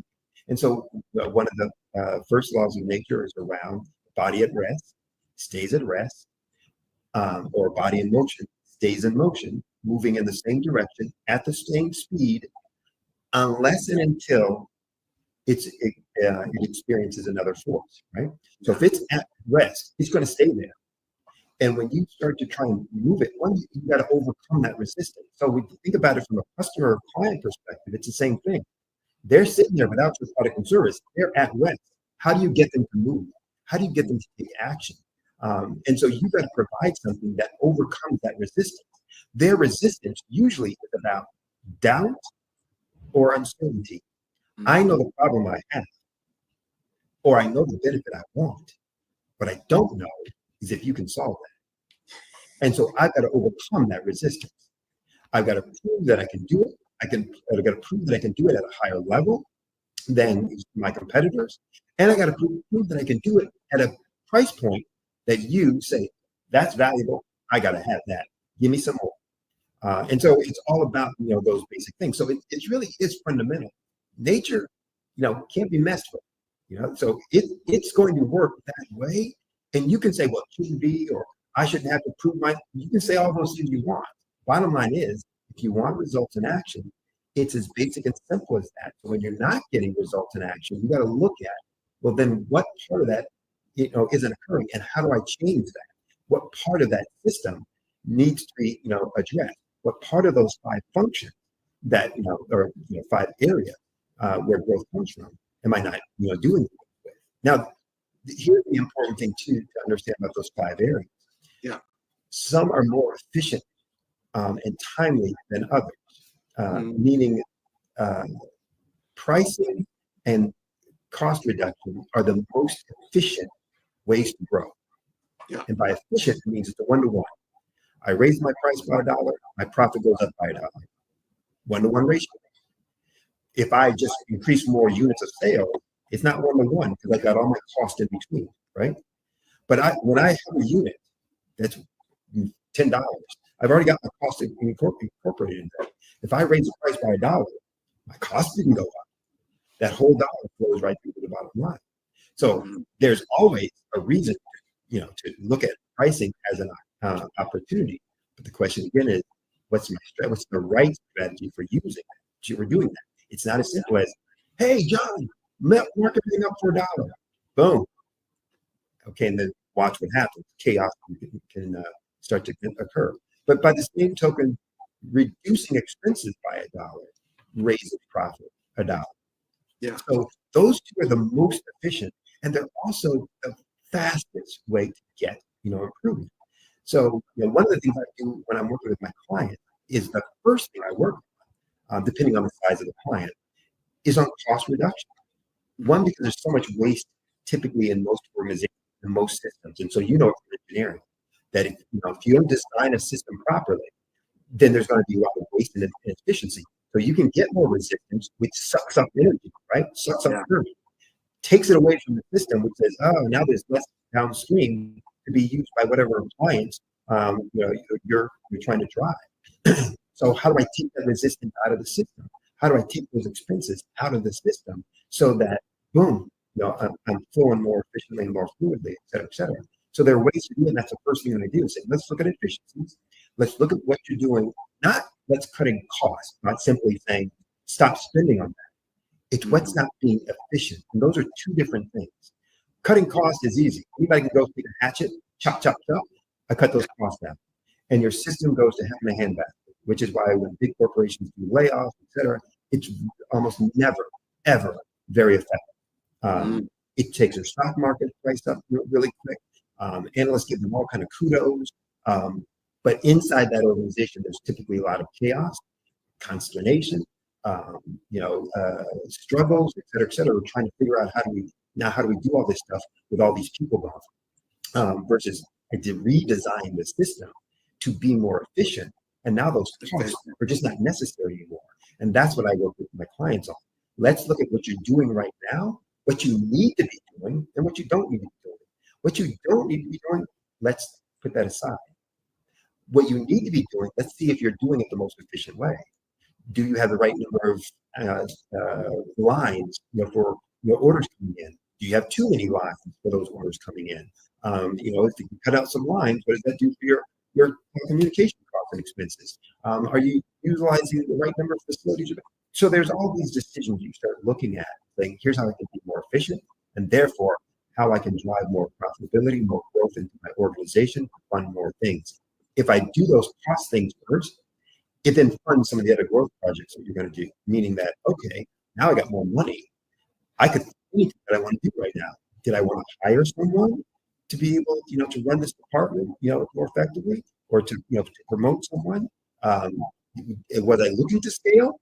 And now I can buy that piece of equipment. I don't need a loan. I just made my own loan. I became my own bank by becoming more efficient, driving more money to the bottom line.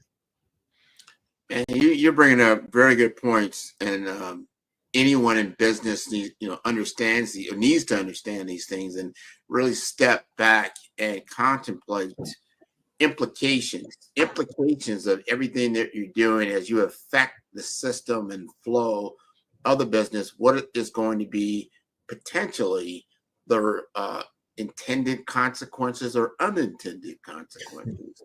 There are always variables in systems, and those variables, if they're not understood or placed into the system, they'll upset you, right? It'll upset the process. So if you only plan and strategically put something together for 4 variables, but there was actually 5 or 6. This happens all the time. Those unseen things that happen, and they call those disruptors. Ooh, that's a big disruptor. You can imagine now the most widely adopted technology platform right now is artificial intelligence. It's the most widely adopted platform in human history, more beyond the car, more beyond television. So when you start thinking about that, like, wow, because we still use cars, we still use televisions, right? So imagine what artificial intelligence that we're starting to truly use in the general population, the change, the unseen variable that now no one saw it would take it by storm, been around 20 plus years, but not at this scale. Now the scale is enormous. So all those 5 variables that you just talked about, those 5 levers, those 5 fundamentals, I would say, when it is introduced to something like AI, the variables change and it becomes difficult to discern exactly what that's going to. And I think there's a lot of anxiety right now in our workplace, in our systems, in our businesses, because how do you account for an unknown variable? And I want to ask that for Sydney, because you're an engineering guy. Like, hey, you built the system, you have an unknown variable now in the system. What happens? So It's a couple things. One, the better you are at your planning, the more you identify all potential variables. What you may not understand then is the extent of that variable. What's the coefficient of, what's the term, the statistical term anyway, but, what's the correlation, of that variable to the outcome or result that I want? How strong of a correlation is there? So you may not know exactly that, but there are even ways to be able to get at that. So in terms of experimental design and some other technical things I won't get into here. But the reality is when we start looking at some of these things, it's not that they're truly new. They're giving us a new way to do the thing we were already doing. So AI isn't doing anything new. It's doing it faster. It's doing it more efficiently than maybe we were doing it, because not that we couldn't have done it with our human brain, but we get lazy with our human brain. I don't want to spend that kind of time. I don't want to spend that much time doing it, or that's too many iterations. Let me just do it 2 times rather than 2,452 times. And that, or I can't do it that fast because I got too many things going through my mind. And so I think every time I do this thing, it gets distracted on this other thing. And so that's one of the things that people should start looking at. Technologies, new technologies. We get afraid of them because what's that going to do? What's that going to do to my life? And well, there's not a technology that has been created. It doesn't allow us to do the exact same things that we did before, just do them more effectively or efficiently. Even if the effective thing was a negative or destructive thing. So you look at the nuclear bomb. It allowed us to do the thing we were doing before, killing people, right? Do it more destructively.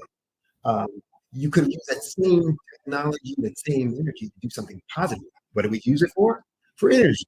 You can use that same technology for something positive, to fuel the world, et cetera, et cetera. Now, is there an unintended consequence? There's a consequence, not unintended. It's natural. It's what comes out of when you do certain things. Because what's the law of nature? Matter is neither created nor destroyed. It simply changes form. So if I do stuff with it, there's going to be some output, some outcome that, maybe I can use it for good, maybe I can't. So there's things like garbage that we used to think was just garbage, until we made furnaces that burned up garbage to create energy. So it's one of those things that says, you can always find new opportunities for things. New technologies are really just about how do I use that to do what I want to do, what I'm committed to doing, what I'm passionate about doing, more efficiently, more effectively. How do I do more of that stuff? How do I serve more people? How do I reach more customers or clients? How do I create my message more clearly, precisely, so that they'll understand what I'm trying to do? How can I identify opportunities faster, or go out and reach people sooner? So how do I do these 5 things better? How do I get more leads with AI? How do I convert more leads with AI? How do I identify a stronger value proposition with AI? How do I deepen my relationship with clients using AI in my CRM? And every CRM system right now talks about our incorporation of AI and does it now, right? How can I use AI to identify my cost opportunities? Back when I was in engineering school, and that's a long time ago, we were already using technology to identify waste and opportunities for improvement. So it's the same thing here. I can analyze all of my costs, my expenses, the time frames, the trends, and all those kinds of things to say, well, you know what? I see or notice, I detect my costs always go down when these other factors are in there. When my volumes are this, when my product mix is that, when my operation is running at this level, et cetera, et cetera. And I start using that technology to control my operation, to control my manufacturing plan, all of those other kinds of things, to control or to analyze my e-commerce. So there's just a lot of ways, rather than to be fearful of it, to say, how do I use this new technology to do what I'm already doing better? And that's the secret of technology. I mean, often we get, this is my engineering hack. Often we get these great technologies and we use them for silly, stupid stuff. Okay, stupid is a bad word. Silly stuff that is like, what? That powerful thing, this is all we're using it for? Come on, look at all this other stuff. And so that's what I challenge folks on, especially with my clients is, hey, there's nothing to be afraid of here. This issue that we're talking about, here's how you can use that. Oh, you're talking about, wanting to write it up? Here, test it out. Write a couple things on, using AI, ChatGPT, whatever. Let it learn your voice. And now start asking it some questions, prompting it. How can I say? How can I talk about? What can I do? And da, da, da, da. And all of those things, start helping you be more effective. Yeah, your amplification of yourself, expanding your reach. And I love how you just said, utilizing the technology or the platform for the greater good. So you have a choice, just like anything else in life. You can use it negatively or positive. It depends on yourself and who you are. And I want to talk about your ideal client. For Sydney Warnsby and your business, who can you impact the most and that you want to attract to you to do business with? So I always try to answer this question two ways. Who do I call and whose call do I take? So who I call is an active action by me where I pick up the phone and I say, hey, I'd like to talk to you about that. So who I call typically are businesses, not about industry, it's about demographics. Typically they're in the 4 employees, and above, maybe to 40 employees. They're probably doing, in the mid, 6 figures, 400,000 or 500,000 minimum, up to maybe 3-5 million.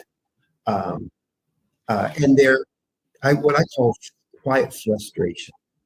Their owners are quietly frustrated. They're doing okay, and if you ask them, how's business? It's okay. Now inside, they know it's like, yeah, it's okay. I'm making a profit. I'm not in danger of going out of business, but I'm frustrated because I know it could be doing a whole lot better. And I just don't know how. I've tried some things and it didn't work. I've been dealing with it for months or maybe even years, and I can't figure out how to get it over to this other place where I wanted to. And so those are the folks I'm looking for and that I'm calling. And when I'm talking, my ears are kind of bristling for, oh, that's the person that's et cetera. That's the job for good work. And there's certain demographics that might tell you or hint to you that that's the case. But whose call do I answer is different. It's that somebody calls me, I'm going to listen to what they have to say, and I will then work with anyone that's committed to the work. Because often people call me, reach out to me, and think, well, you're a growth specialist. I call myself a business growth imagineer, but you've got this specialty in growth, and can you help my business grow? But their thought is, can you sprinkle some foo-foo dust on my business? So poof, that is growth. And so what I do is help them first understand there's work involved here. It's not just, there's things that have to be done. Change doesn't happen just because we wish it to. And it's not hard work, but you have to do things. And I'm there to guide you, to advise you what needs to be done based on where you are and where you want to go and all those other kinds of things. I can do it for you if you want. There's obviously a higher fee for doing it for you, or I can just coach you on how to do it with your team, whichever I'll go with that. So because I'll work with anyone who's willing to do the work, I have people who are startups, pre-revenue, people who are startups, early revenue. I have some people who've been doing something as their side hustle for years and are trying to figure out how to make this their thing. I've had some folks who've been in business for years, almost a decade or more, and running at very low levels of revenue that I've worked with to, get them to, 6 figures pretty quickly and then on from there. So it's one of those things where I will work with anyone if they're committed to doing the work. And I structure my offers in ways that I can do that. That is going to be beneficial for them, but it's also going to be beneficial, for me. So they're going to get anything in terms of growth, and I can do it in a way that I can make sure that I'm efficient with my time to be able to help as many people as possible. Very important to understand your audience, who's the people that you're trying to help the most. And when people understand that, like, all right, I think I'm in Sydney's ball game and I want to take that call with you. I know there's a way to contact you, Sydney. So let us know how to contact you and that process to engage with you effectively. So the quickest, easiest way just to go to my website. My website is www.solutions, plural, solutionswithresults.com. Solutionswithresults.com. When you go to the website, you'll have all my contact, you'll have my phone number. You can, there's a page where you can actually send me a question about your business, and I'll respond to that specific question within 48 hours with specific details. If you go to that same website and slash simulator, so solutionswithresults.com/simulator, you can actually map out your profit growth opportunity for your specific business. So you can put in your revenues, put in your profit margin, and then the what if. What if I change this strategy by 1%, by 5%, by 10%? Change this, by you can do all kinds of what if scenarios and see the impact it would have on your business results. For you specifically. You can also email me, and I'll give you 2 email addresses. Sydney W. Sydney is SIDNEY W at solutionswithresults.com. And the other is my Yahoo address, SWORM, that's SWORM _22 at yahoo.com. So pretty easy, pretty straightforward. I'm on Instagram, I'm on LinkedIn, I'm on Line and Roll, so I'm on a lot of platforms that folks can reach out to me on any one of those as well. Always using my first name, my name for that. So reach out. I don't know if you knew this. I do have one bit of news to make. I am very pleased and proud to announce I am now a published author. Nice. Yeah. So the book just went live.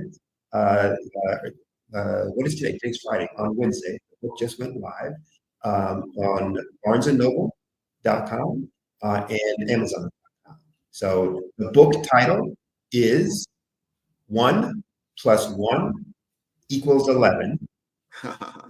The transformative change, or the transformative impact of small change to big things. So it takes you the concept of small change to big things and why it can be so transformative because of how these things are integrated, etc. Hey, Sydney, we're at the end of the hour. This is wonderful. We're going to bring you back. We're going to talk more about that book for certain, and unpack a little bit about that so people can really get their knowledge. And then again, going to Barnes & Noble, Amazon, getting the book. Sydney Wormsby, thank you so much for being on the Black Business Network. Genius is common, and I'll see you on the other side. Take care.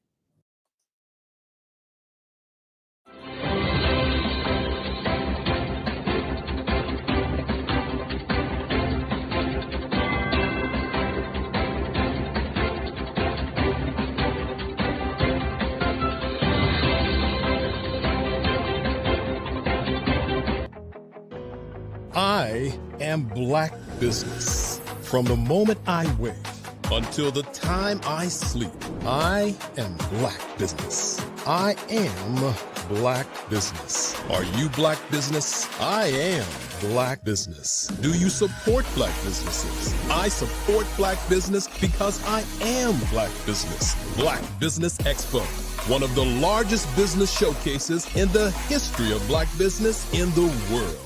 Sign up today at www.blackbusinessexpousa.com or call 919-308-9090. I am Black Business.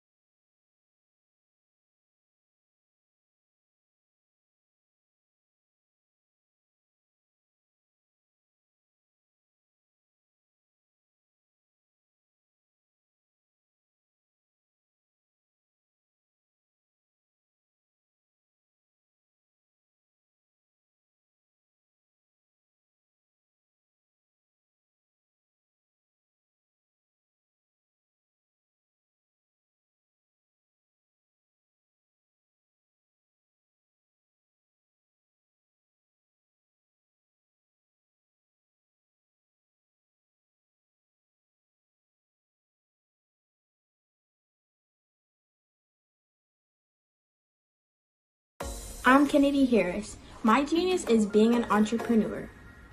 I'm the CEO of K-Lock, a company where I develop my very own line of kids supplements. I currently market my multivitamin for kids to help combat weak immunity. During the pandemic, research has shown that having a strong immune system is key to fighting off disease. My vitamins are for kids, but adults can benefit from them as well. I'm adding a proprietary blend to my supplement line. I want to create my own blend so that I have a competitive edge in the marketplace. Staying healthy is important to me so that we live longer and have healthier lives. My website is klockproducts.com. That is K-L-O-C-K. Genius is common.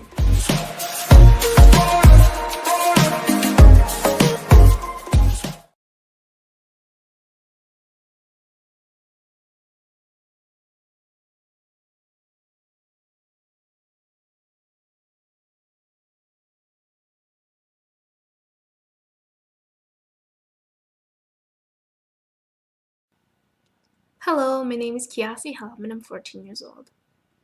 I think my genius would probably have to be setting goals and achieving them. I say this because ever since I was young, I always wanted to be an author, and at age 11, I ended up achieving this. But not only did I end up becoming an author, I ended up becoming a public speaker, a publisher, a business owner, all these great things. The name of my business is Written by Kids Publishing Company. I decided to start this company because I thought it was important for me to help kids my age express themselves through literacy and just achieve their own goals. Because to me, achieving goals is the best thing in the world to feel. It's you just achieving things and aspirations that you set for yourself. And I know that everybody is capable of this because even if you don't end up achieving the goal, you still tried your best, and that's the most important thing. And everybody is capable of this because genius is common. Thank you.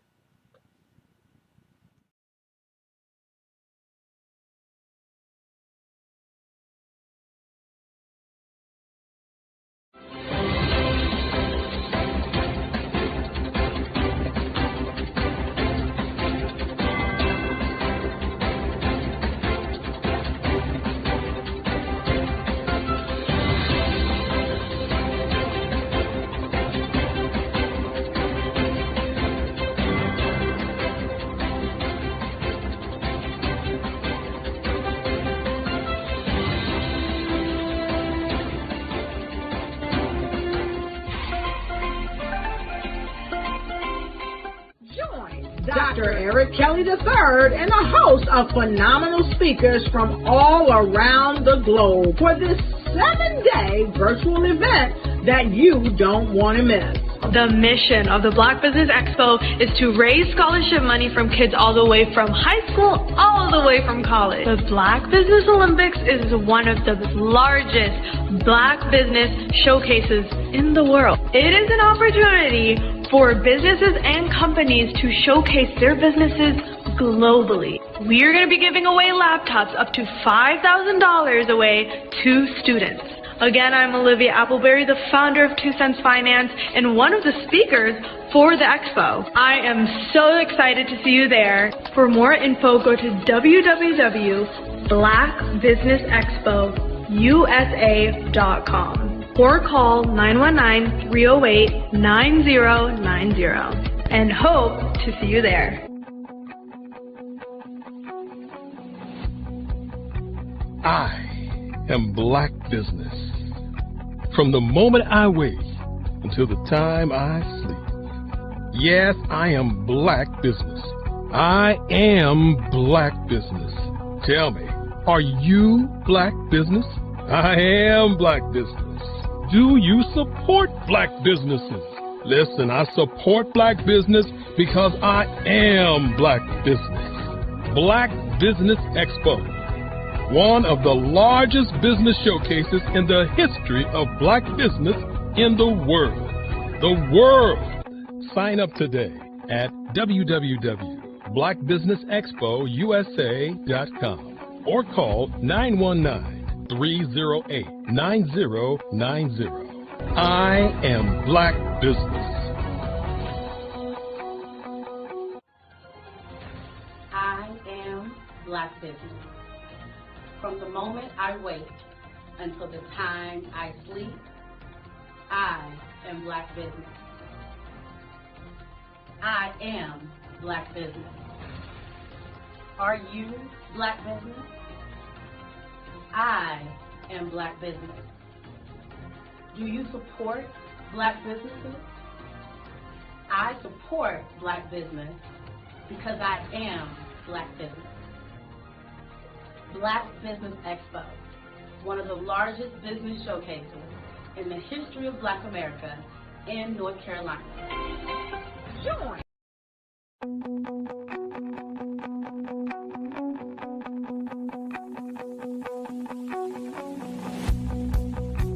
I am Black business. From the moment I wake until the time I sleep. Yes, I am Black business. I am Black business. Tell me, are you Black business? I am Black business. Do you support Black businesses? Listen, I support Black business because I am Black business. Black Business Expo, one of the largest business showcases in the history of Black business in the world. The world. Sign up today at www.blackbusinessexpousa.com or call 919-308-9090. I am Black business.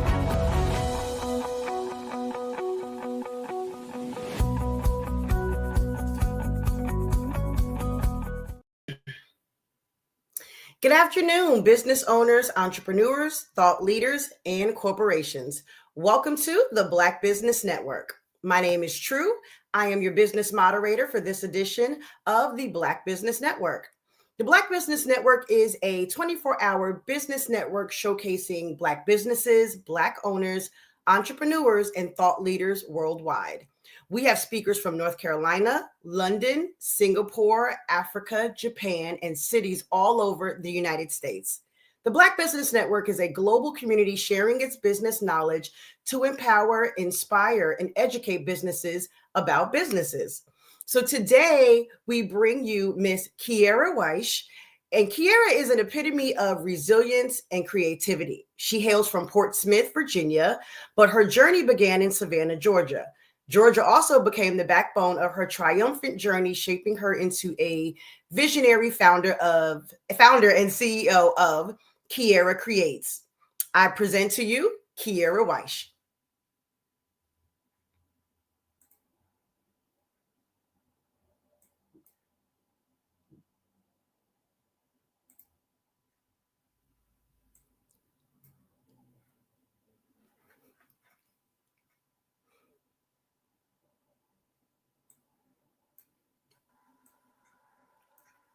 There we are. Hello, Miss Kiera. How are you today? I'm well, and yourself. How are you? Doing good. Please correct me. Am I saying your last name properly? Weich. Weich. Okay, I was close. I was very close. Okay. It happens all the time. Very good. Very good. Well, thank you for being here today. We definitely appreciate your time. So I want to dive into a little bit about Kiera Weish. Tell us a little bit about yourself. So I am born, Virginia born, Georgia raised, oldest of four, boy mom, Black boy mom. I like to always put that out there because it's just a title that a lot of people do not know the responsibility that comes behind it. And just overall, someone who just wants to make an impact in this world and leave a mark in this world. I love that. I love that. So tell us about Kiera Creates. So my company, Kiera Creates, specializes in customized sports memorabilia, memorial keepsakes, branded apparel, and also small business branded merchandise. Wonderful, wonderful. So how did you get into starting your business, Kiera Creates? I started my business by way of COVID. And to be honest, it was just like prior to COVID, I always thought about starting a business, but the most important thing was during COVID, it gave me the mindset to actually just express myself, like in by way of actually allowing other people to express themselves creatively, because we went through a trying time during that time. So it was just a way to open up an avenue of expression. Awesome. Very good. Very good. Okay. And then during that time of COVID, what were some things that you did as a business owner to help sustain your business? So for me at that particular time, I was still in what was considered like an incubator phase. So I was still thinking of everything and how to actually put something into place as far as like what I wanted to do, why I wanted to do it, and who I wanted to actually target as far as my audience. So it was, for me, COVID was like that bacon, like the biscuits baking in the oven. That was my bacon phase for me. Yes. Absolutely. Absolutely. So, and you brought up a very good point. We talked about this a little bit at our 12 o'clock hour, knowing your target audience. So who is your target audience? For me, it would definitely be sports moms, sports enthusiasts, people who take the time to put that deep thought into giving a special gift that they know that will actually not only just mean something to the person that they're giving it to, but to also know that it's going to last them a long time.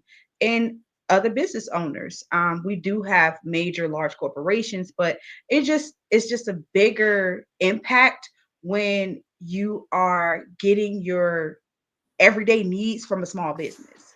Mm-hmm. Okay. So, we are officially in March, and this is Women's History Month. So I, love being able to spotlight and talk to other women who are in business. So tell us about some of the struggles that you faced as a woman in business. For me, I would definitely have to say knowledge. Of course, we as women, um, we we are always put in this box. We have to cook, we have to clean, we have to take care of kids. That generic mindset of being a woman. So when trying to walk in male dominated rooms, we have to, like, for me, I found a nature and an ability to actually not only adapt to that room, but own that room and let it be known that, yes, I am a woman, but there are still some things that I know that you may not have even known of. Mm-hmm. And there's just a certain, I think, women have certain skills, right? That, we are great problem solvers. We're creative thinkers. We have certain skills that really help us be women in business. So tell us about some of your great moments being a woman in business. Oh my gosh, I have so many. And 2025 has definitely started off like top, like Grammy Award winning in my book. But some of my favorite highlight moments, I would definitely have to say, is meeting sports legends like Dr. J and Allen Iverson and Michael Vick. And actually like working hand in hand with local schools within the community to help kind of build up their school spirit gear, and to just give parents that better concept or connection of being able to just be that proud parent, like, oh, that's my baby. I was honored to have attended the Women's Sports Power Brunch that was held in New Orleans this past February during Super Bowl week. And it was amazing to see so many women from so many different spaces and places and backgrounds all over the country, the world, and to know that sports, as the world thinks, is a male dominated thing. But to see that room full of women and knowing that who run the world. So, I mean, that was like that has been the highlight of my business career. That's amazing. And I saw that conference. I was this close to going, this close. And now look, listening to you, I'm mad I missed out. I'm mad I missed out. But I'm glad it was a good experience for you. Yeah, I'm so glad that you had the opportunity to go, because I know it is important to see other people, other women, other people that look like us in those places doing the things that we want to do. So that's great. That is awesome. Okay, very good. So, you mentioned, being a mom and being a boy mom, which, I definitely do understand that struggle. I'm a boy mom myself, so I understand. So how do you maintain, being a mom? Are you a dualpreneur? Do you work full time as well? Or are you a Yes, I full-time do. business owner? Okay, so then yes. I am. Okay, so how do you balance work, whole personal life and running a business? To be honest, I don't call it balance. I remember being at a workshop, and she said there's no such thing as balance, there's harmony. And I was like, you know what? I'm glad that you said that. And harmony is just harmonizing. Like, you have to pick your battles and pick your poison wherever you can see fit. Not all the time I can give 100% one way, and not all the time I can give 200% the other way. But in the middle, what I get is I get so much support from both ends, as far as like support from my family, especially my son. He's like one of my biggest cheerleaders. He is just like, oh yeah, my mom made this. Like, he's that kid. And support actually from my job in a way, because the type of job that I have, I'm able to kind of integrate work and business together, because I work with children on the spectrum. So, their mind, the way that they think is like, it's not even a complete straight line. Like, it's so many avenues, it's so many detours, it's so many outlets. So like, I just take their kind of way of thinking, and then I put it in place with both business and personal. That's beautiful. I love that. And I definitely agree. There definitely needs to be harmony, because balance is a little tricky. Balance a little tricky. So I just love that perspective of harmony. That's a very good one. I got to remember that. Okay, so I know you mentioned, COVID was a time where you started your business, you were, baking that, but tell us something about Kiera that made Kiera even want to start a business, besides COVID. Let us know a little insight about who you are, and, maybe where you've come from and things that have happened in your life, to shape, you becoming a business owner right now. One of my biggest things is just being different. I was never that kid that followed the beat of everybody else's drum. I kind of followed the beat of my own drum. I grew into being outspoken in a way, like in my high school years. In culture, I would have to say culture in the South has a lot to do. And as I look back at growing up in the South and dealing, the impact of the culture from the South on me, and moving further back up north, how much it actually like settled in my spirit. Like, it's just a warm, it's almost like when you're eating a fresh piece of pie that's kind of coming out the oven, and it's so warm, and it just fills you up inside. So life obstacles, I have been displaced or homeless, if you would say. I have endured some deaths in the family, and just some other things, as far as like my parents divorcing, and those some intricate changes that will happen in a child's life. Like, how do you maneuver all of that as a kid when you've grown up one way and everything has been one way for so long? So you don't know, or you try to figure out how to do what and which way to go. And for me, it was just a way to have that outlet to express, and to just let the world know, like, hey, I'm different, and it's okay to be different. And even as an adult, those are some challenges that we still face. Like, how do we still remain different? And how do we just remain authentically, like, to our true selves? And I would definitely have to say that being a mother has given me the ability to embrace that. All right, wonderful, beautiful. Yeah, motherhood definitely changes you in so many ways, right? Yeah. So I also know that you attended the B-Force Accelerator program.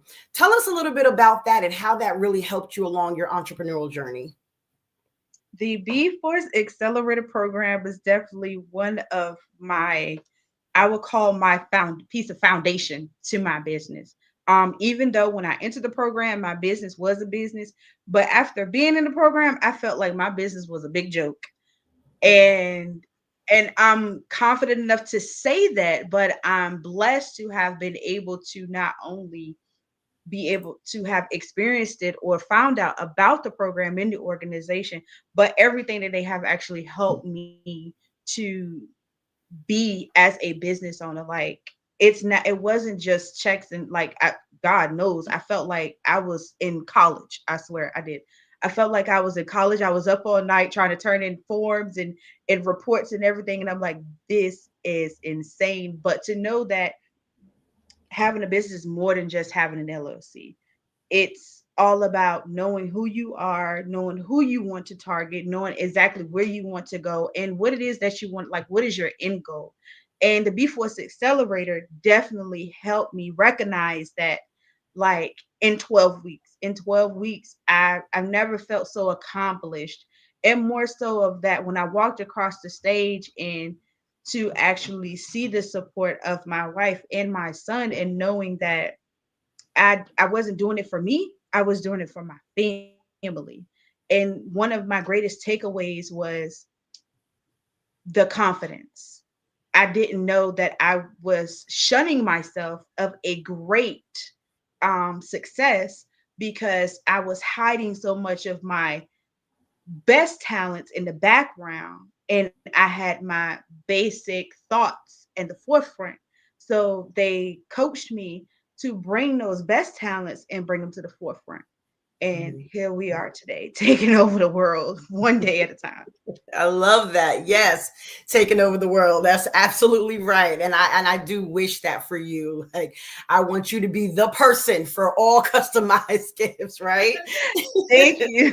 Thank you. You're So welcome. much. Absolutely. So so thinking about what you do in your industry, and it's funny you say taking over the world. So my question is, what are your thoughts about your industry and what it looks like in the future? Like, what are your ideas and things to stay ahead of everybody else? To not have that thinking outside of the box mindset. And that has actually helped me get to the point that I am today, because I placed myself in that generic box where the first thing I would say was there's a million people that does the exact same thing that I do. So what makes me different? And after going through the different accelerator programs and mentorship programs, and just like looking at the start of my business to now, I had to take myself out of that generalization box and look at my end goal, in which my end goal is not to make money, it's to make an impact. And to be able to make an impact, I have to then place myself in the customer's shoes. So in the event that someone has lost a family member, I have to place myself to be that customer at that moment, to know how would I want somebody to present me with something, or how would I want somebody to greet me or comfort me in my time of grief. In the event that I'm a proud sports parent, I want to be able to represent my child as if they were in the professional league as they go through their Pop Warner stages, or if by me being a small business owner.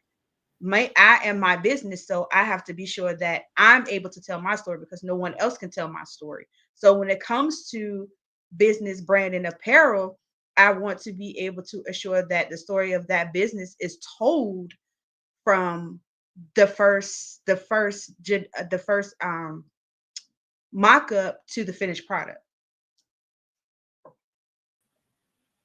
Nice, very nice. So I know, you make custom gifts and things. Tell us about exactly what you make. So when you say custom, gifts and sports memorabilia, tell us what those items are.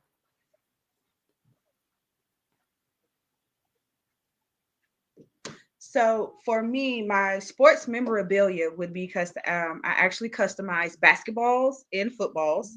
And with that, I use those to commemorate and celebrate each and every achievement that every athlete has ever accomplished in their life. So no matter if it is a 6 or 7-year-old that just finished out their Pop Warner season, it is something to give them that, to know them that to let them know, keep going, you did it, and you can be the best. And for higher up athletes, as far as high school and collegiate stages, it is to let them know, like, no matter what, you are the MVP in our eyes, because there are some people who cannot accept defeat, but there are some people who don't really have to learn that everyone isn't going to be able to get the gold medal. So my customized sports balls are the gold medals for each and every person on each and every athletic level. And as for my memorial keepsakes, those pieces, they hold a near and dear space in my heart. And I realized that after seeing all of the losses during COVID, I became the person that was like, hey, we need t-shirts, da da da da. But I wanted to figure out a way to make something that helps the person who's grieving get through the next chapter. Because when we go through the service, it's thank you for your time. Thank you for allowing us, to prepare these services for you. But that's it. The call stopped, the text messages stopped, the visit stopped. And they think that's the end, but it's actually the beginning of the beginning of a new journey. You have to figure out how to go day to day, hour by hour, minute by minute, without this person no longer being there. So I created those pieces to take that somber moment and turn it into a joyous occasion. So instead of crying like, oh my God, they're gone, it's, you can look at that piece and instantly think back to, like, for me, I look at a piece that I made for myself when I lost my grandfather a year ago.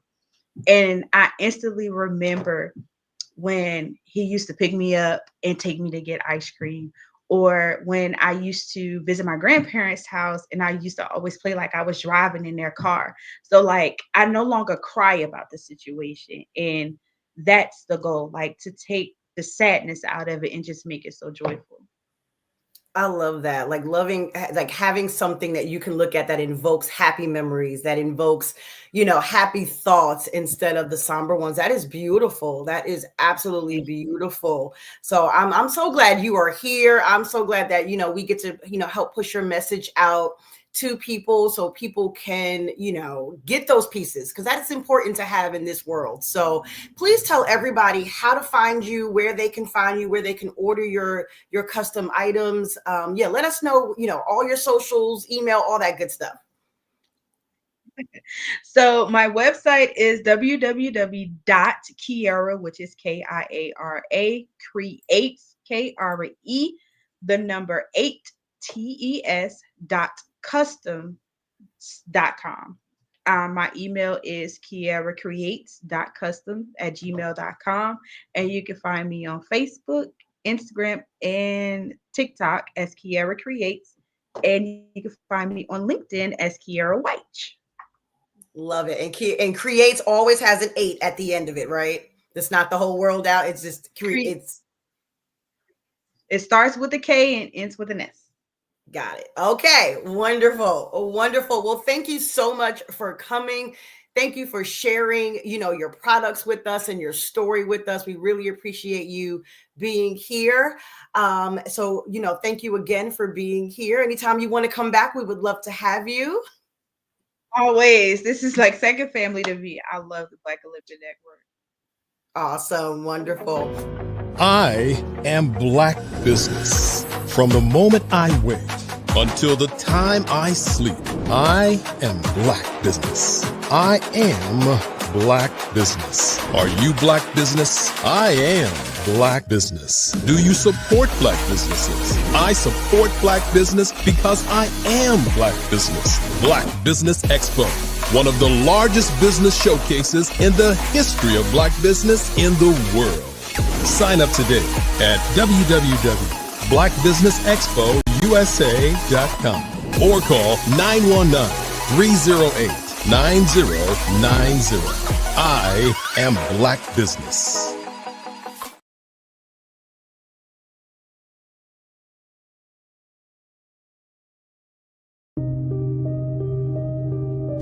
The Black Business Expo is changing my life. This year, they are giving away laptops and even $5,000 in cash to students just like me. I'm Alexis, and I want to go to college to fulfill my dream of becoming an entrepreneur. Help the Black Business Expo going to www.blackbusinessexpousa.com and also becoming a vendor, a sponsor, or donating.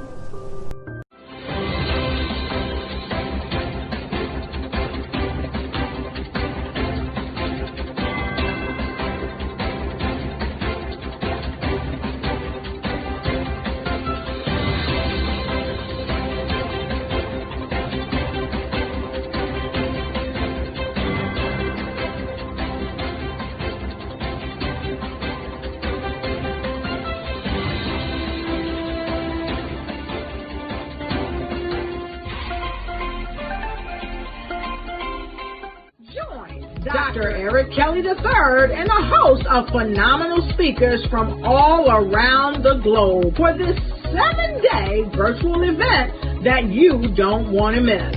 The mission of the Black Business Expo is to raise scholarship money from kids all the way from high school all the way from college. The Black Business Olympics is one of the largest Black business showcases in the world. It is an opportunity for businesses and companies to showcase their businesses globally. We are going to be giving away laptops up to $5,000 away to students. Again, I'm Olivia Appleberry, the founder of 2 Cents Finance and one of the speakers for the expo. I am so excited to see you there. For more info, go to www.blackbusinessexpousa.com or call 919-308-9090 and hope to see you there.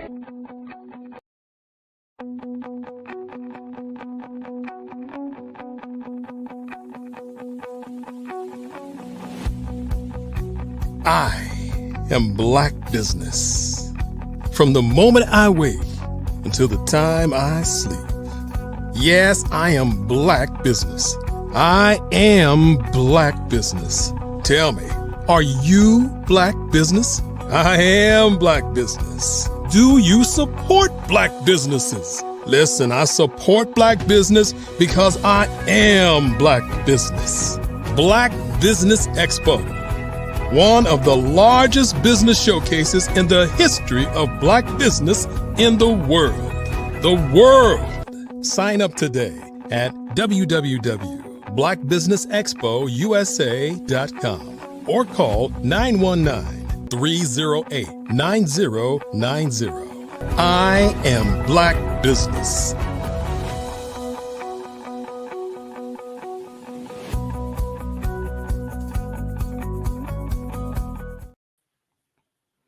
Good afternoon, business owners, entrepreneurs, thought leaders, and corporations. Welcome to the Black Business Network. My name is True. I am your business moderator for this edition of the Black Business Network. The Black Business Network is a 24-hour business network showcasing Black businesses, business owners, entrepreneurs, and thought leaders worldwide. We have speakers from North Carolina, London, Singapore, Africa, Japan, and cities all over the United States. The Black Business Network is a global community sharing its business knowledge to empower, inspire, and educate businesses about businesses.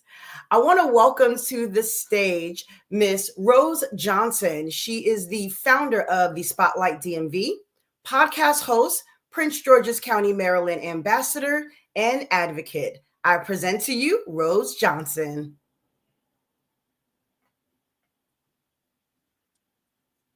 True. Can you hear me? I can hear you. Welcome, welcome, welcome. Thank you. I'm so excited to be here. Happy Sunday. Happy Sunday. Happy Women's History Month. I am super excited to have you here. Yes, happy Women's History Month. Yes, and if y'all can tell, Rose and I are good friends. So, you know, it's a little different energy when we're sitting across from each other. I have had the pleasure of being interviewed by Rose herself. So it is such an honor to interview you this time versus the other way around. Thank you. Thank you. Well, we'll see how I get through this. I had I had a mentor tell me, she was like, "You talk a lot about everybody else. When are you going to talk about you?" That starts today. Look, that was right on time, right on Right on time. time. Okay, so let's get right into it. So please tell us a little bit about Rose Johnson and the Spotlight DMV.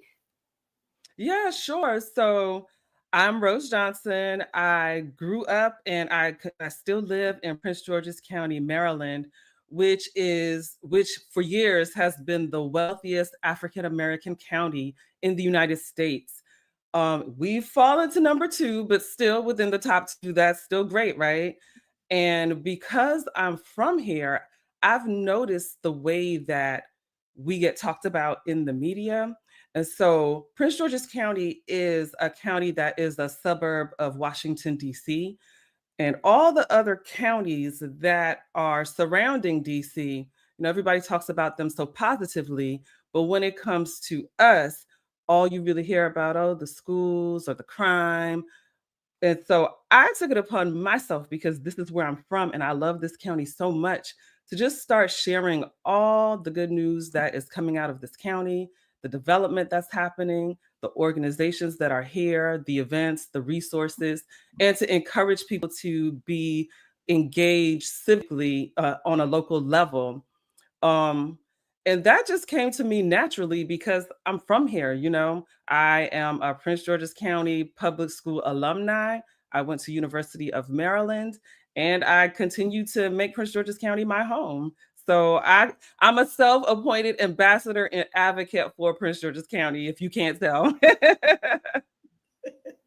Yes, and I absolutely love that you spotlight and you are staying connected to, where you were raised, and you can't hear me?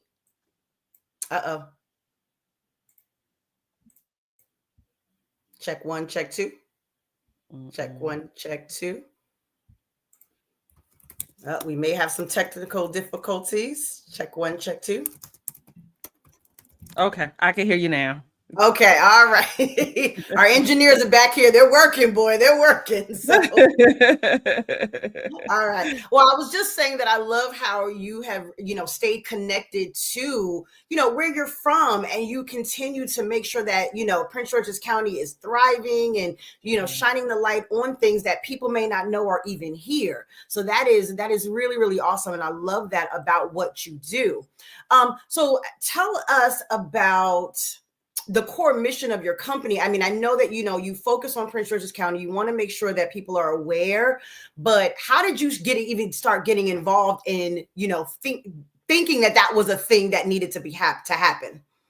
Well, my entire career has been in publishing, mostly print production. So I was the person that was in between the storytellers and then the folks that bring in the money to produce the print magazines. And so I sat in a special seat because I got to see how both sides worked. So my last job, I really got involved in the content piece of it and in being able to attract audiences. And so because of that, I was able to tell what a good story was and how to put that out there. And so, like I said, even before this became a business, even before the Spotlight DMV became a thing, Rose Johnson herself just saw the lack that was here in positive news for us. I saw that we had businesses that, people didn't know about, because what I would say about the county, we are missing like having big headquarters here. And so a lot of times people have to leave the county to go to work. And so because of that, a business might not want to come here, because if everybody's leaving to go to work, then who's going to be patronizing my business throughout those daytime hours? People were staying in DC for happy hour or in Northern Virginia. They'd hang out until traffic was over. So then that kind of left a lack for us. And so I took it upon myself to just start saying, hey, these businesses are out here. So if we are not patronizing them and we are not talking about them, then how are they going to survive? Because I knew that there were other people like me that wanted to have nice restaurants, nice lounges, nice things to do right in their neighborhood, someplace where you don't have to go and pay for parking. That's the one thing about the suburbs, right? Free parking. In parking lots and yes, street parking that's available. Exactly, exactly. Yeah. And so, my background in publishing is what really drew me to telling these stories. And then also because we are an African American, a majority African American community, it was important for me that we tell our own stories, that we are sharing our own narratives. And who better than somebody with boots on the ground in the community to be telling these stories, right? Right. Absolutely. Absolutely. I feel like you are the best person for it. So I am a big supporter of the Spotlight DMV and of Rose Johnson. So I love it. I love it. So how do you stay ahead in, ever changing industry like media? Like, what are some things that you do to stay ahead of, what's happening out here to make sure that you're, first to know about things or, making sure you're because there's so many things that happen at so many, at the same time. And we laugh and joke about that all the time is I wish there was more of me so I can be in multiple places. So, but how do you frame your brain or just around staying ahead of everything that's happening? Well, so I really have to be like laser focused on the type of information that I want to present. Because, like you said, and like we say all the time, there is so much happening. And I really have to focus in on these are the things that I'm going to be talking about. That's number one. And then number two, because of smart partnerships and really just being a resource for people, everything that I was doing from the beginning, I wasn't charging anybody anything. Like, tag me on your stuff, I'll share it. Whatever you have, call me up. You want to do an interview, I'll put it out there on my platform. And so because of that, it's now turned into where people are hitting me up and they're like, hey, I have this thing going on. Or they'll be like, oh, so-and-so recommended me. And they said that, I could be, I could possibly be highlighted on your platform.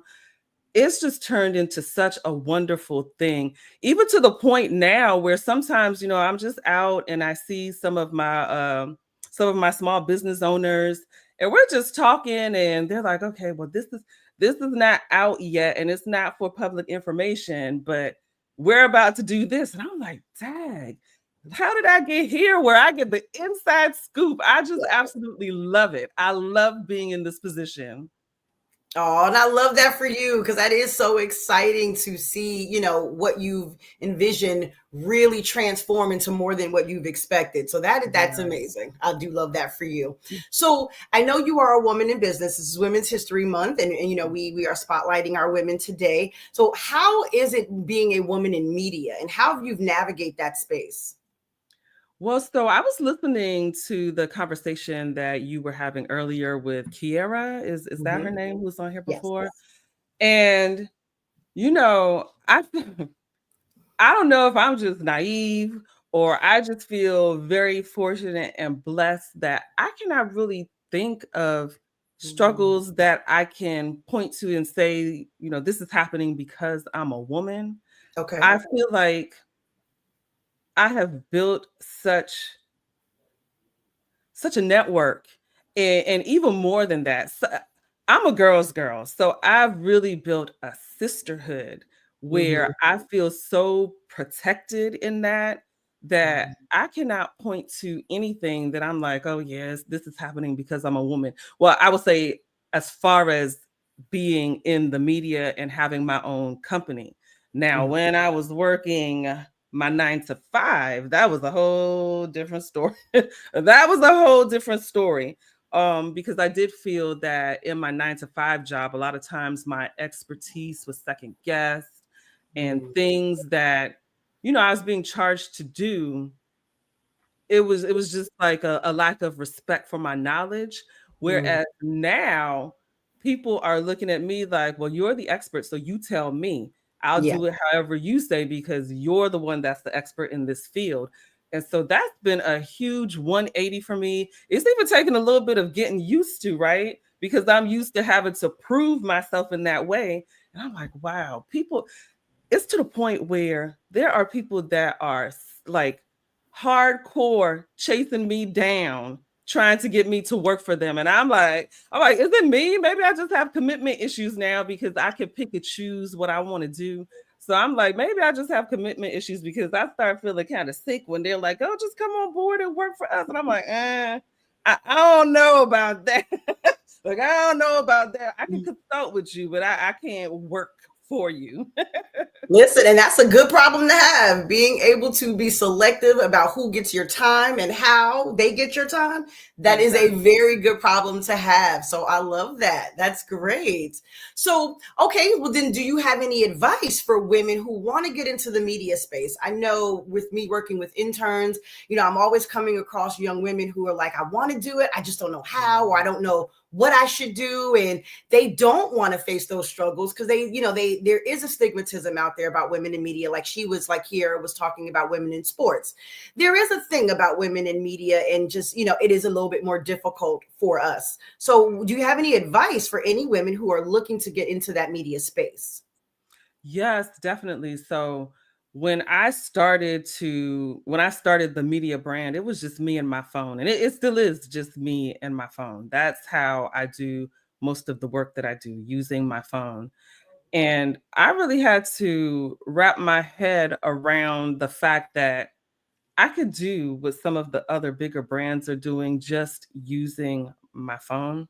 Yeah. And so I would say right now is such a good time to get into the space because people are not really trusting the regular media now, right? Mm-hmm. And so when you are boots on the ground in your community and you are talking about the things that are impacting you as a community, people are going to look at you as someone authentic, as someone, you're one of us. That's Rose down the street. I know her. She lives over in that neighborhood. Yeah. So it's a good time right now to build that trust with an audience. But you also have to be real, right? You have to be real. And I feel like that is the piece of what was difficult for me because I didn't want to get into the influencer space. Because then people are looking at it, well, she's getting paid to say what she's saying. Mm-hmm. And so you really have to focus in on how you're telling these stories and then what you're speaking about. So there's like a fine line between all of that. And so for me, like I stay away from reviews and things like that, even though sometimes I'll look at what other people are doing.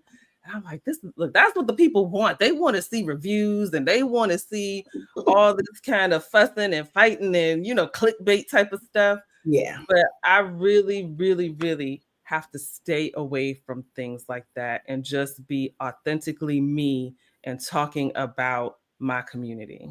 Mm-hmm. And that's why you're in demand. This is why people are reaching out for you, because they know what they're getting. And they know they're not getting the generic, cheesy, if you will, fluff stuff. They're getting real information about real people and real business owners in a real community. So no, what you're doing and the way you're doing it is so very important. So very important. So I'm glad that you are, I'm glad that you are very clear on what you're doing and why, and you're not, trying to just fit in with what everybody else is doing. Mm-mm. Exactly. Yeah. It's a little difficult sometimes when you're looking at all those millions of views and you're like, dang, I only got a couple. But also too, I want to say that as well. That does not tell the whole story, right? The views that one might see, that doesn't tell the whole story because that's not showing the people that are hitting me up behind the scene saying, hey, let's do this, or hey, I saw that you were doing this, this, and that. So for example, one of the latest interviews that I posted was a Black-owned beauty supply store in Upper Marlboro. And I posted that and I shared it in a few different Facebook groups. And after the weekend, one of the owners reshared the video and the caption said, I cannot tell you how many people came into our store saying that they saw this video and this is why they came. And I was like, see, that's what I want. That is the impact that I want. I want people to know these businesses are here and we need to support.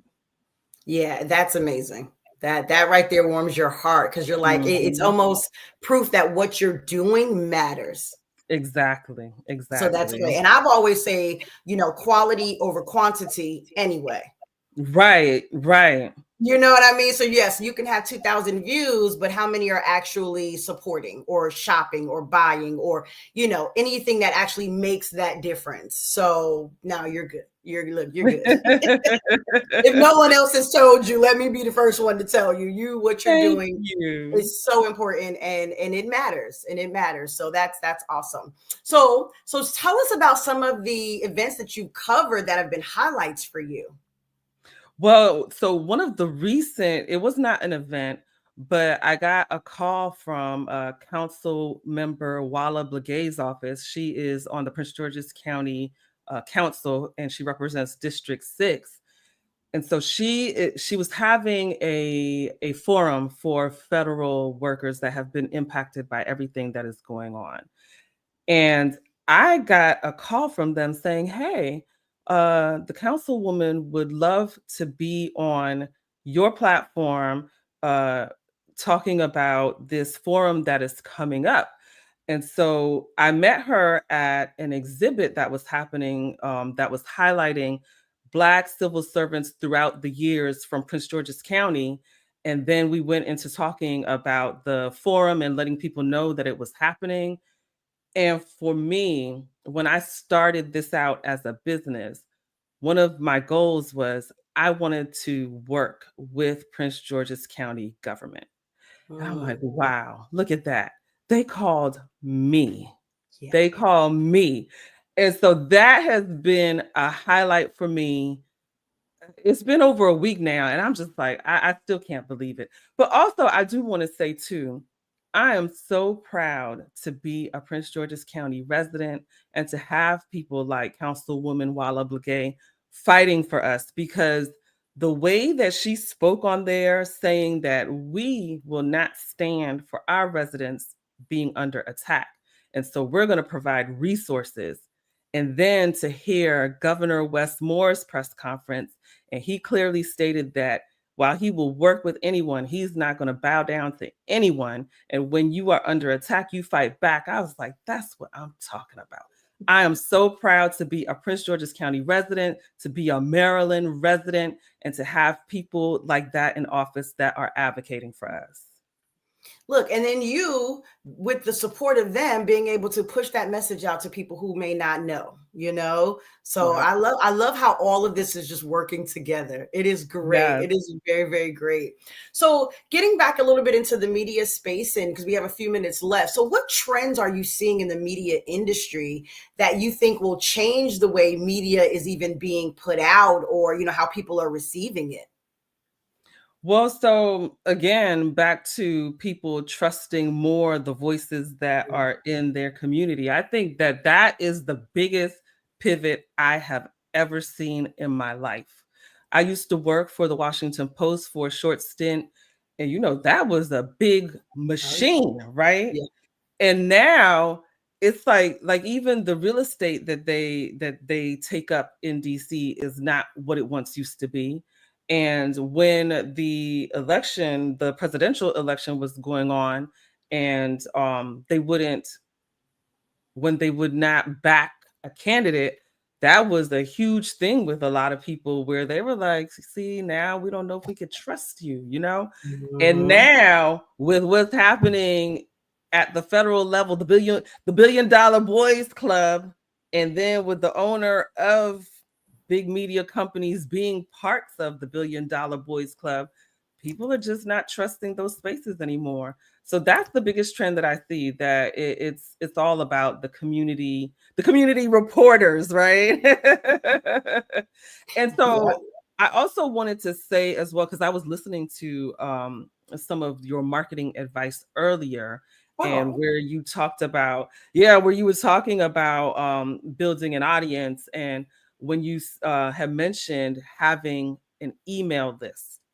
That is so important, because while we're able to be on these platforms, these are not our platforms. We do not own it. So if you have an email list, nobody could take that from you. That is your information to be able to keep in touch with your audience. So people, if you are just on social media, start building out that email list. It's going to be key to keeping in touch with your audience. Very good. Thank you for doubling down on that. Yeah. That is super important that, we are in charge of our own content and, and our own intellectual property and just our people. So yeah. So thank you for doubling down on that. So I noticed, I remember you saying that, right now, and even when you started, it was just you and your phone. Yeah. And, some people out here that want to get into the media space think that they need these $1,000 cameras and you need all of this lighting and you need, all of these expensive microphones and all of these things. Because I, like you, I use my phone for almost everything. It is easy and it is convenient. So how does technology influence how you do what you do? Oh, listen, I couldn't do what I do without technology. That's just cut and dry. And to also help me with the editing piece, because that is what takes so much of my time. I've been able to use AI to help with some of that, but also, there are people that are trying to learn as well. And so people like that, they'll come up to me and be like, hey, how can I'm trying to learn. How can I help you out? So even having interns come on, that has helped tremendously because the editing piece, oh my gosh. Oh, I know. Not my favorite part. I try not to do it. And I will say I was out and there was a news reporter and he said that, I had said something about being a one-woman show and he was like, well, I've been a one-man show for years. And that just really encouraged me. But then also he said to me, he was like, I really like your setup. He was like, it's really lightweight and grab and go. Like, you're not bogged down by all this stuff that I have. And so having someone from a big media company say that to me, I was like, okay, I'm still in the right direction. But also I do want to say smart partnerships has also been key for me as well. I have partnered with CAG Media. It is a whole team of videographers and photographers. And so they're going to be helping me with my YouTube show. And once all of that starts taking off, I might not even have to, I might just be able to just show up now. Which is so great. So great. So small beginnings, the phone will work just fine. Okay, very good. Now, any upcoming projects or initiatives that you're excited about that are coming up for you that you want to tell us about? Oh my gosh, so many. So I teach financial literacy with a group called Watati Academy. And I focus on elementary school. I teach 4th and 5th graders. But she's also having a women's empowerment event on March 22nd. So I have that coming up. On April 5th, I am hosting the Mayweather Boxing Health and Wellness Fair. And then on May 3rd, I am moderating a panel discussion in Immigrant Experience Summit. And so I'm very excited about all 3 of those events. Oh, that's great. That is so wonderful. Look, I'm going to see you at one of the 3. Yes. Listen, you're coming with me to the women's empowerment one too. You didn't know yet. Right. Well, thanks for the invite. I will put it down. So, but yes, no, that's great. So I'm so excited. Keep us informed. Send us your flyers so we can make sure we post those things for you. So tell people how to find you. Give us all of your socials, all the information we need to be able to look up Rose Johnson and the Spotlight DMV. Yes, so it is the Spotlight DMV on Facebook, on Instagram, and on YouTube. You can find me there. Wonderful. Well, thank you so much for coming and sharing, your story with us, giving us a little insight on you and what you do. I definitely do appreciate it. Any last words, anything you want to put out to the Prince George's County community, anything that you want to say to close us out? Yes, I just want to say it is so important that we build the community that we want to see. That it's no longer waiting for somebody to do it for us. We have to take that upon ourselves. We can build what we want to see. That is what I want to leave Prince George's County and DMV residents with. I love that. I absolutely love that. That is beautiful. Look, be the change, right? You know, we want better. We have to be better. We have to show up better, encourage other people to be better. So that is great. So I thank you so much again for your time and, you know, again, for your words. Definitely appreciate you being here. So genius is coming and I'll see you on the other side. Thanks, True. Thank you.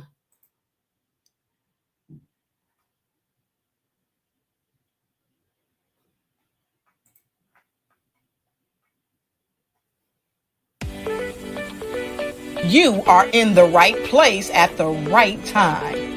The Black Business Network opens again for its Black Business Olympics, a 24/7 broadcast on business, strategies, global branding, social media marketing. Find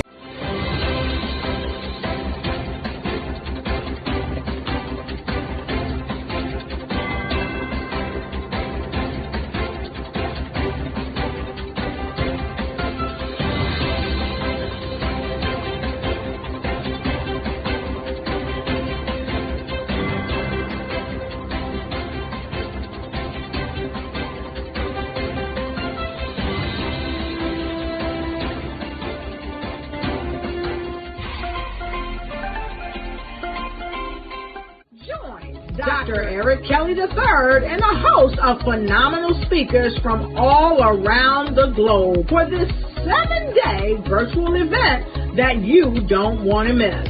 The mission of the Black Business Expo is to raise scholarship money from kids all the way from high school, all the way from college. The Black Business Olympics is one of the largest Black business showcases in the world. It is an opportunity for businesses and companies to showcase their businesses globally. We are going to be giving away laptops up to $5,000 away to students.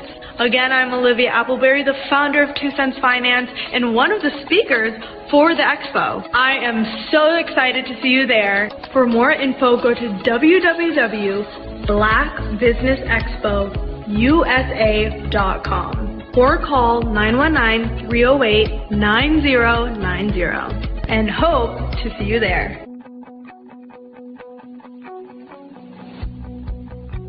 I am Black Business.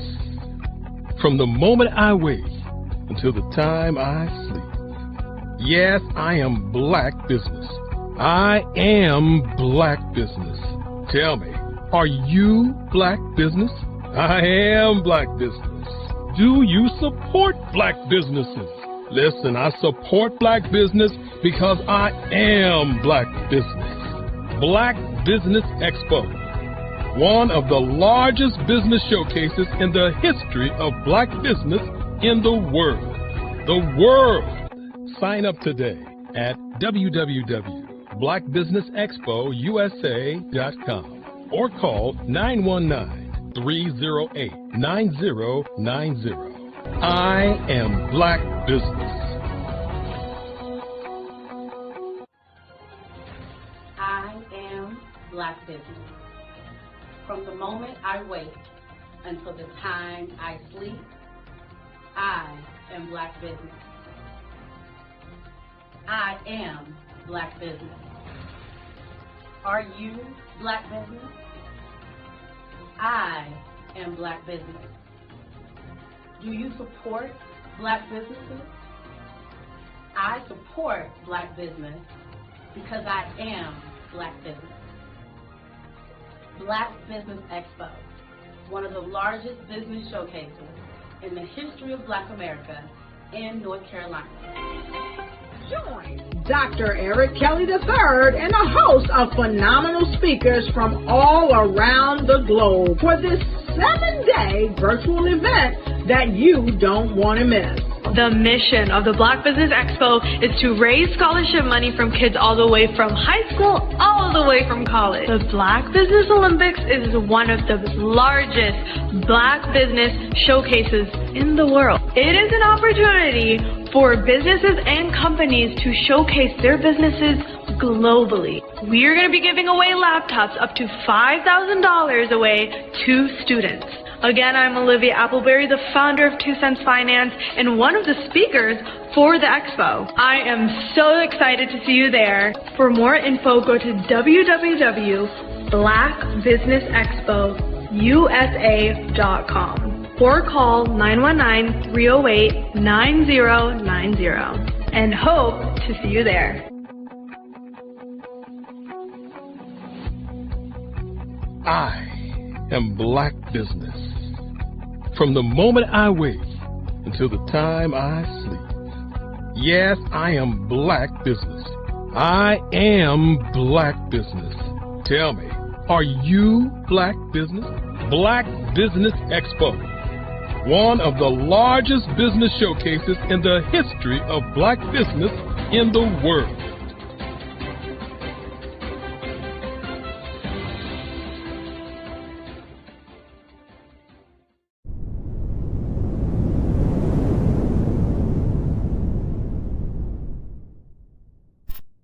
Artist to me is a creative expression of something from nothing. You know, it explodes onto the canvas, or it explodes on in my work. One of the things that I try to do more than anything is I try to just give the lines and the movements and emotions and expressions into what I do. Art really means to me a chance to express how I feel deep down inside. Most of my art begins as a thought that I might have, you know, whether it's sports, whether it's history, whether it's a woman or a man. It pretty much starts as an idea of thought before I get into the actual image of what I'm going to draw. I do a lot of historical pieces. I was a history minor in college, and I love to do history pieces. And a lot of times I'm thinking about history, and then I try to make that history impact you as you look at it. That's one of the reasons I do pictures so large. People ask me, why do I do the pictures so big? And I tell them, I want the piece to impact them as they're looking at it, to kind of dominate their space. And most of my pieces I try to do off page. I don't try to do anything that's going to be in those four corners or in a square. And I want your imagination to be a part of the piece that you're looking at.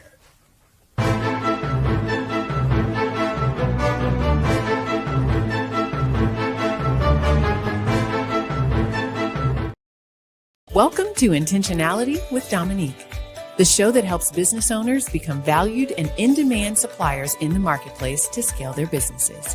Let's start today's show with host and intentional connector, Dominique Simpson-Milton. My favorite question to ask, but what would you say is the difference between working in your business versus working on your business?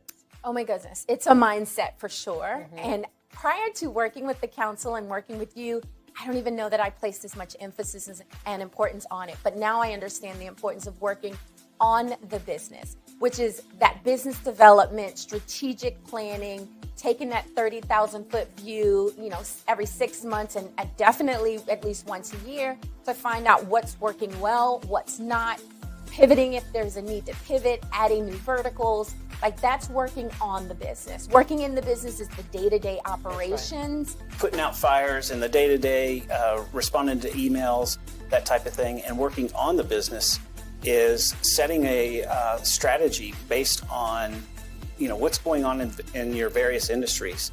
What are the trends, and making sure that you are doing the steps to stay in front of those trends. As you grow and as you evolve, I'd say there are a couple of things to that. One is if you are in the weeds every single day, and quite frankly, when you start a business, there's not a lot of it's hard not to be, right? Because you're probably small when you start. There are probably not enough resources for the things that you have to do. That's normal. But as you grow and as you evolve, you start to understand that if your view is here, then you cannot gain the perspective to see all of the interrelationships and all of the opportunities and all of the strategic maneuvers that you should be doing in order to take your, grow your business in step functions as opposed to incremental. Well, working in the business is doing everything. You wear all the many hats. Working on the business is finding out what hat you like and then being able to put in processes, systems, people that will help complement your skills. Chasing the dollars, trying to make sure payroll is done, you have enough work to cover payroll and $2 or $3 in your pocket. The next thing you know, year after year, you're in a rat race. You never been trained to develop your business or to take it to another level. As long as I can focus on where we are going, because no one else is doing that in the company except for me. So if I can see, here's where we're going, and I need all y'all, all 10 of y'all to come with me, then if we all do that together, then the business grows because everyone is focused on the thing they're supposed to be focused on. Love that. Yeah. I think for a lot of business owners, particularly when you're just getting started, you're wearing multiple hats. I tell people all the time, I was always letter E, all of the above, when we used to fill in those multiple choice tests. And, even now I still do a lot, but what is really great is that right now I'm in Richmond. My team back in Raleigh is handling everything. I don't have to pick up the phone. I don't have to check that email because I know that they can take on whatever is being thrown at them. Take time to slow down in order to speed up. Invest in CVM SDC developmental programs each year to grow your business. What if you could build your own city? A place where every child can find nurturing people to help them achieve their full potential. A place where every adult can access job training support, where health education is abundant, where social justice ruled the land. A place without limitations. Welcome. You have arrived at STEM City USA. It is what every city should be. A safe and trusted community where you find people and resources to help you become everything you are and beyond. STEM City is unlike anything you have ever experienced. It is a digital twin of the world around you, only better. STEM City is about energy and soul renewal. It is more than a digital world. You can almost feel the power of live cultural events, music, and theater. STEM City promises a better future for children with caring mentors and hands-on activities with dedicated tutors to support our youth. STEM City is your passport to a healthy lifestyle with weekly events addressing our community's many issues. STEM City is your financial well-being with helpful information on wealth management, career advancement, job training, and so much more. STEM City is the community you deserve. It is the city where your dreams can come true. STEM City USA, a place in the sky that is accessible to all who reach for the stars.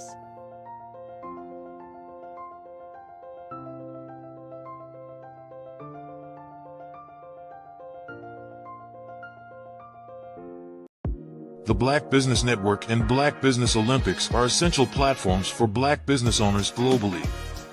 They provide the tools and support you need to succeed in today's competitive marketplace. Join us today as we collaborate together with businesses from around the world to support our children, students, and young future entrepreneurs, Black businesses and corporations. We raise funds for students going to college and young entrepreneurs who are aspiring to be business owners, and we invite you to be a contributor today. Visit the website www.blackbusinessexpousa.com to connect with and learn more about how the Black Business Network and Black Business Olympics can help you not only share your amazing business story to businesses, but also serve future generations. Hello, my name is David Jones, CEO and co-founder of the Hello LLC, where we help businesses build a culture, brand and experience, and leverage technology to pivot into Web3. Join the Black Business Network streaming live into Roku, Metaverse, STEM City, Black Multiverse Enterprises, Hulu, YouTube, iHeartRadio, Apple, Facebook, LinkedIn, Spotify, Twitch, and Google Podcasts. Tune in, turn on, and let's thrive.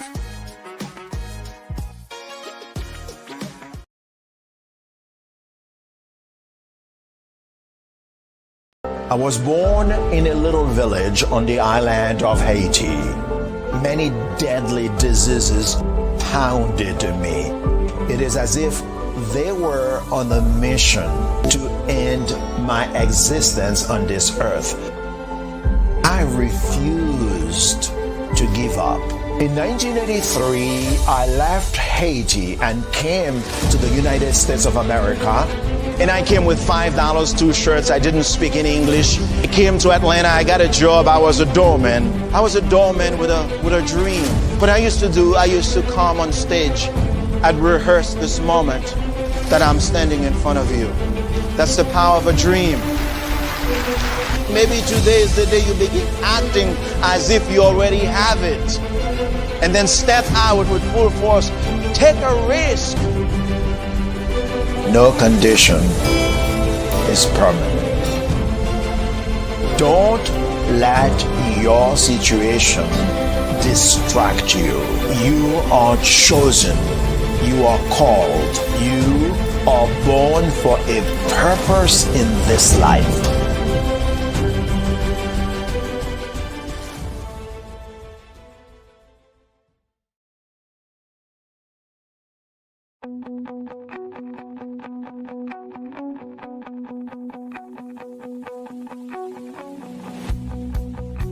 I am Black Business.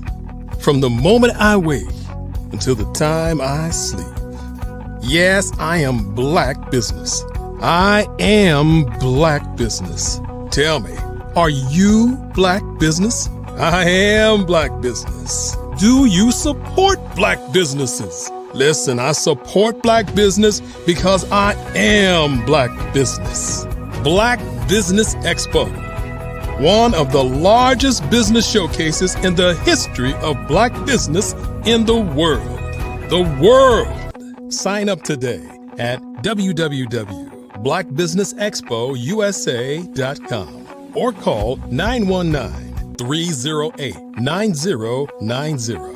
I am Black Business.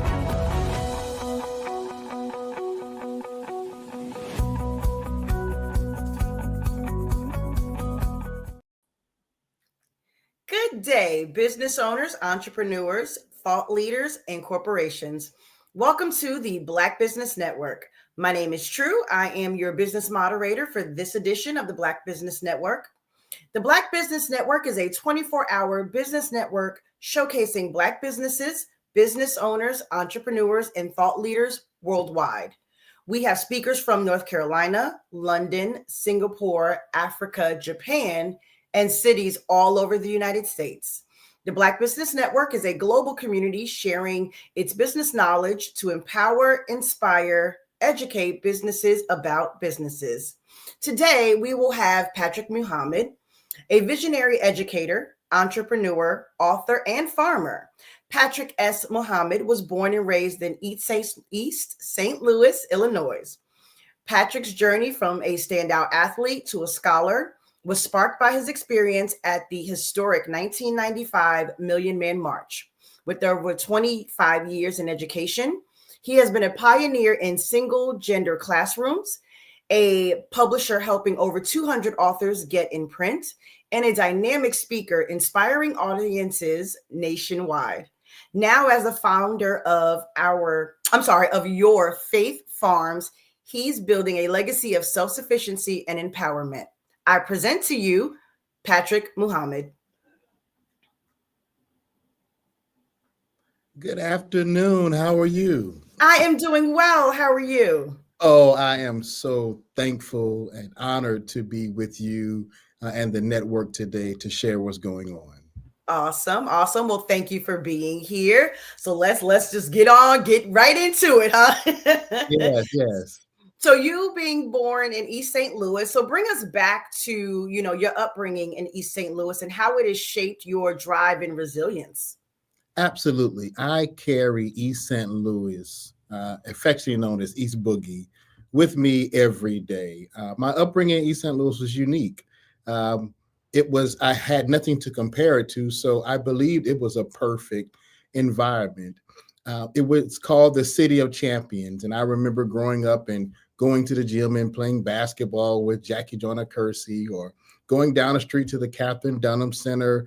So from the outside, people looked at our city and observed the marvelous things that are happening, but we had to really struggle to make that a reality. And when I got out of East St. Louis and went to college, and I would tell people, oh, from East St. Louis, they were like, you from East St. Louis? And I couldn't understand the shock.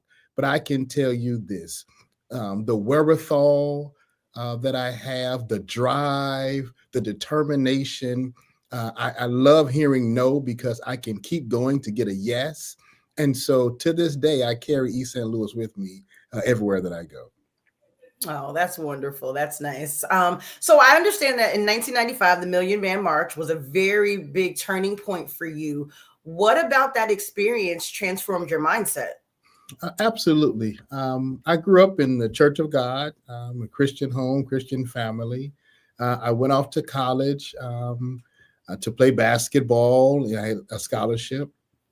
And I would hear about something coming up called this Million Man March. It was kind of a buzz. This is before, social media was really as heavy as it is. I don't think we had social media then, right? And so my mother calls me because in St. Louis, there's a buzz about all these buses. And she says, son, I want you to go to the Million Man March. I'm like, Mom, I think that's like a Muslim event. I don't think everybody's supposed to go. Mm-hmm. And she's like, no, son, I want you to go. Now, on the campus that I'm on, True, no one really was talking about it. I had a professor by the name of Dr. Patricia Muhammad, and she was my integrated studies professor. So I kind of mentioned it to her, and she was like, yeah, I heard about it, but women can't go. So I don't know what I can do. I was like, okay. So I went to my basketball coach, and True, at this point, I'm a sophomore in college. I am the starting point guard. So we're getting close to Midnight Madness. And that's like the first debut of the team for the year. So I go to my coach because Midnight Madness is on the day of the Million Man March. Wow. And I'm kind of nervous. And I'm like, hey, coach, I want to go to this march. And my coach tells me that he went to the march with Dr. King when he was a college student. Wow. So it's no way that he could tell me no. Yeah. And so from the influence that I had on campus, being, one of the stars in the basketball team, and at that time I was president of the fraternity, I was able to convince the university, Kentucky State University, to allow us to take the school bus.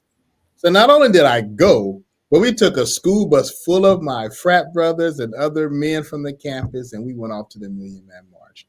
And getting there and growing up in East St. Louis and hearing about gang violence, knowing a little bit about some gang violence, to see 2 million Black men standing on that mall for 14 to 16 hours, nothing but peace. And the vibration of the energy of all these strong men, humble and full of tears and repenting and saying, I'm going to be a better father when I get home, a better husband. And hearing and waiting for Minister Farrakhan to come out. And so he comes out in the afternoon and, the crowd is saying, Farrakhan for president, because we're in D.C. Like, I guess everybody thinks he's going to run for president.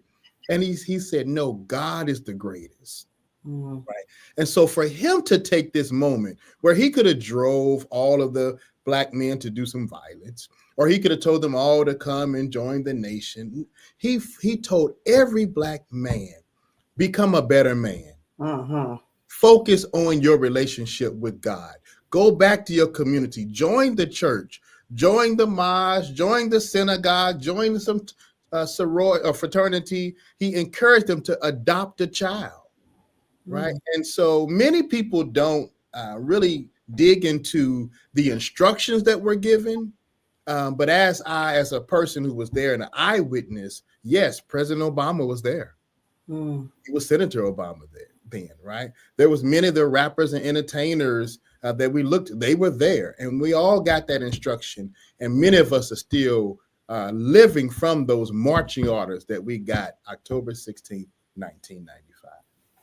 Wow, that's powerful. That's powerful. I've talked to a couple of men who've been there, and everyone has a different story and a different how it affected them and what they learned from it and took away from it. So I love hearing, what it really did for you. So that's beautiful. And true, this last point, it was a Monday, and Black men pay their own way. Mm-hmm. And there was no promise that you're getting anything when you get there.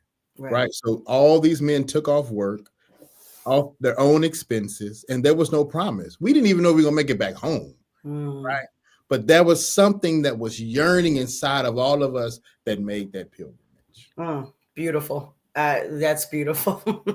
So now you did say that you played basketball. So from athlete to educator to author and now farmer, how have you navigated through all of those different transitions? My father, who I lost just last year, so right at 1 year anniversary, but he's with me every day. My dad would always tell me, Patrick, be yourself. See, you can wake up tomorrow morning and don't have to worry about anything or trying to be anybody else, but just to be yourself. And so you can be yourself consistently. And I am a giving, caring, sharing, non-gatekeeping kind of person. If I know it, you know it. If I got it, you got it, right? And so that has allowed me to navigate into some circles that other people may not be able to get in and be successful because I'm not afraid. All you can say is no. Okay, that means I need to get a couple more no's to get to a yes. And so I can enter into rooms, and I've entered into rooms, and that East St. Louis pride allows me to know that I am already enough. I'm not coming to you for validation. I don't seek validation from man. I only seek validation from God. And so transitioning from East St. Louis and going into college, I was supposed to go and play under another point guard. And within my freshman year, that point guard was gone and I was the point guard, right? Nice. Moving into the fraternity, I came in just as a neophyte and I moved up to president. Joining the mosque, I was a, brother's FO on the corner and soldiering, and I moved up to lieutenant, and I became assistant minister. And in education, I started off as a teacher, assistant principal, and principal. And so every avenue or venture that we've gotten into, I've been successful, but I know it's not me. It's God. And so once you know who to give the praise to, and I never accept it, it keeps me from having that haughty ego and arrogance. I'm not an arrogant person.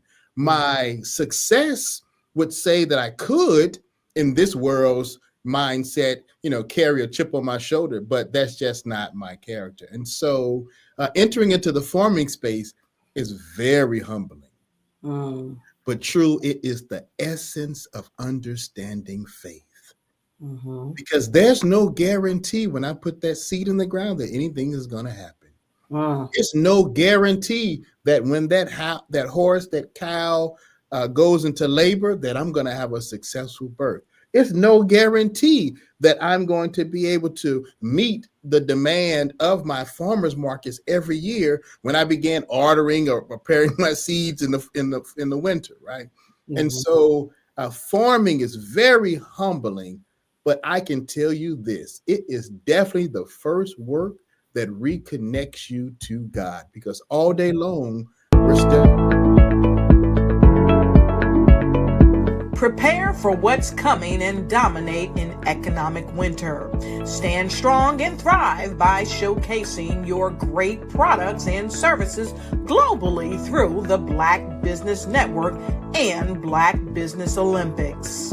The Black Business Network has showcased over 2,000 companies with over $7 billion in sales each year. Over 10 million attendees have viewed the rebroadcast each month. Through the Black Business Olympics, unique styles of business training and mentoring are turning students into business owners and entrepreneurial warriors who will dominate in any economy. Gain the ultimate advantage of the Black Business Olympics, 7 days of unbelievable topics and speakers speaking around the globe. Donate your time and experience to provide expertise and scholarships to students worldwide and change the world. Now, more than ever, new insights, tools, strategies, and capabilities are needed.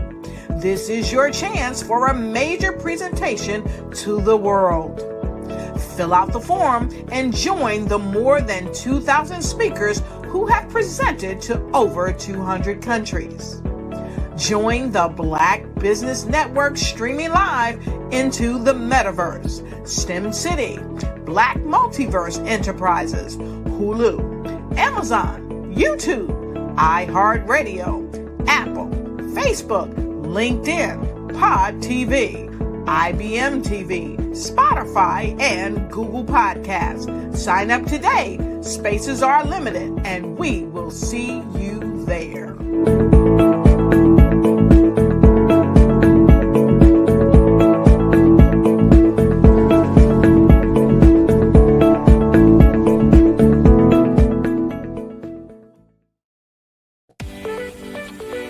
You are in the right place at the right time.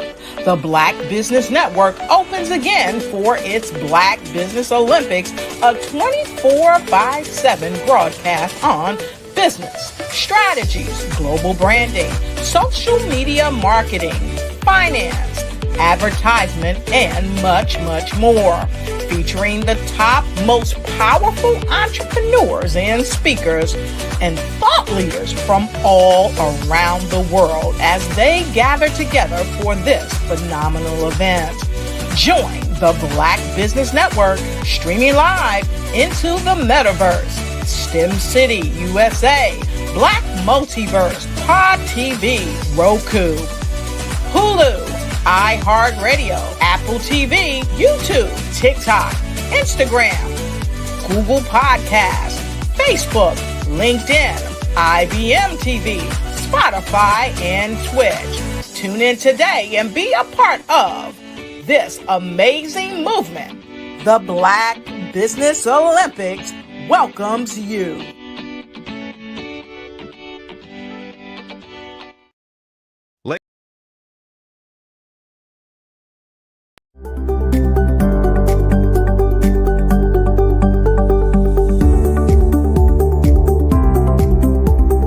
My name is Katie Bennett, and I own Lexicon Presents Publishing. We are a publishing and media company that helps you take your story and share it with the world.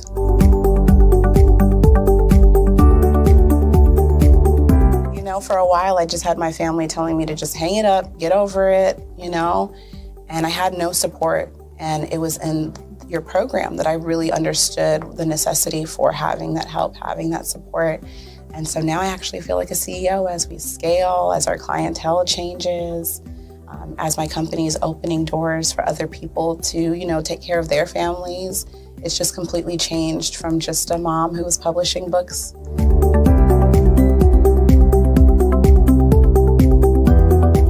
I was at a point where my job, although it was paying really well, wasn't enough. And my business was always in the red, and I was tired of it. And so I came in just hoping to get some sort of help to just not end up in the red every month.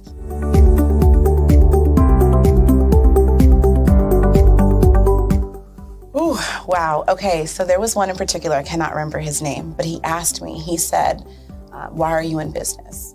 And I told him that I wanted to make a difference and I want to help my community. And he let me ramble on for a while. And then when I was done, he was like, okay, all of those things are great. They make you a humanitarian, not a business owner. And he was the one who told me, he's like, you know, you have this great service and you're offering it at like a great value price. So to someone like myself, we don't know that we're going to get the value of what you're actually bringing. And so that gave me the confidence I needed to raise my price.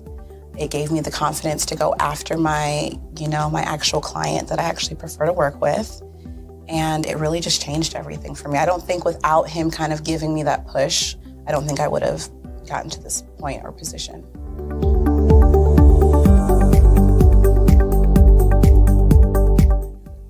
Wow, the benefits is just having a coach that holds you accountable. They set goals with you. That's been my favorite part. She has amazing experience, you know, and so she brings her strategies and her ideas, and she helped me narrow down. Welcome back. Welcome back to the Black Business Network. I am sitting with Mr. Patrick Muhammad, visionary, educator, entrepreneur, author, and farmer. So I am excited to talk a little bit about your publishing company and how you've published or assisted publishing over 200 authors.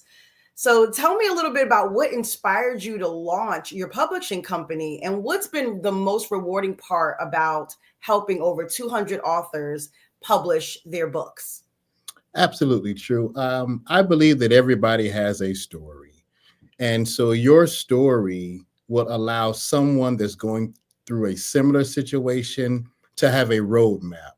And so my first book that I published was actually one called Little Librarian Girl.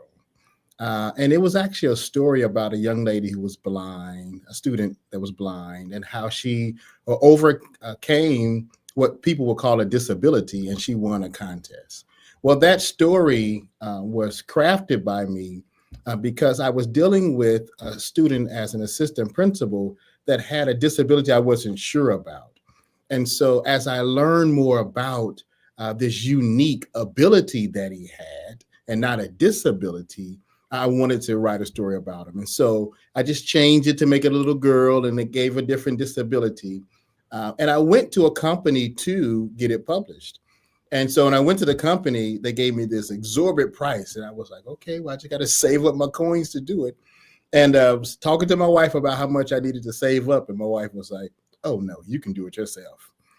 She's such an advocate and a support. And so I just took about 6 months to study self-publishing. And everything about self-publishing that was out there, I learned it, published my first book, and off to the races. Well, as soon as that book was out, my sister was like, hey, Pat, can you do my book? And then went from my sister to my mom to an aunt to a friend to a neighbor. And that was in 2008.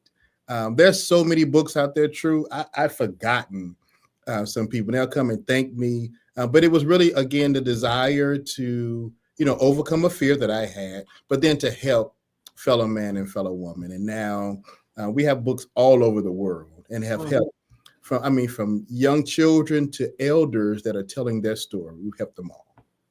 That's beautiful. 200 authors. That's no easy feat. So that's amazing. So how do you guide first-time authors through that publishing process? The way I guide, I have a little template that I walk them through, and it's just a series of questions, right? And it's just allowing them to view their work through the lens of the potential reader, right? Sometimes we get in our head a little bit, and we're talking to ourselves, and no one wants to read that.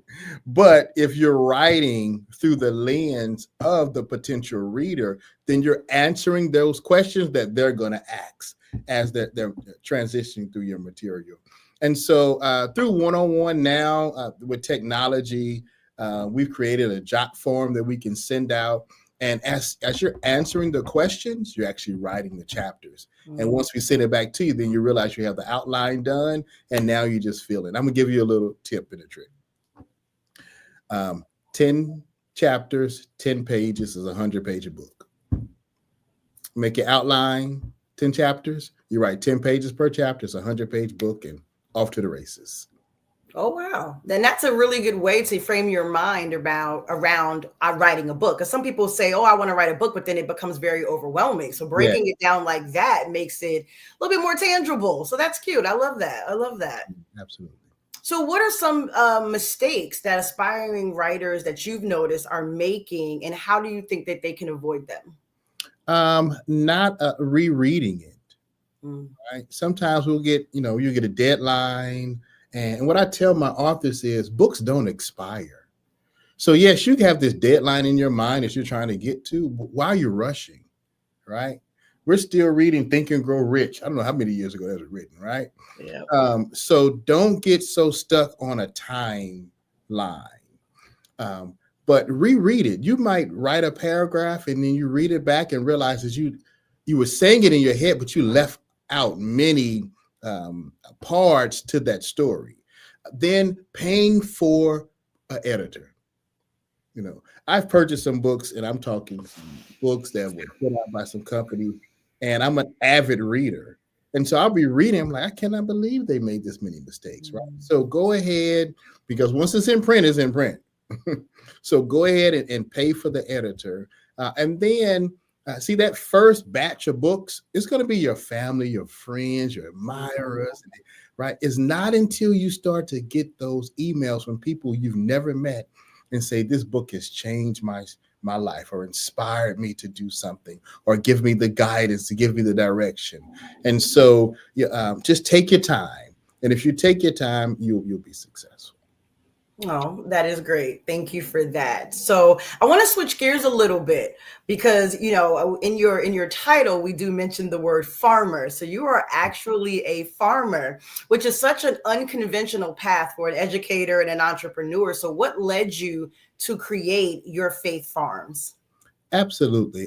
Talking with my father again, and we were studying wealth and generational wealth. And he shared with me that I was not going to be able to give my children my parking space that says principal, right?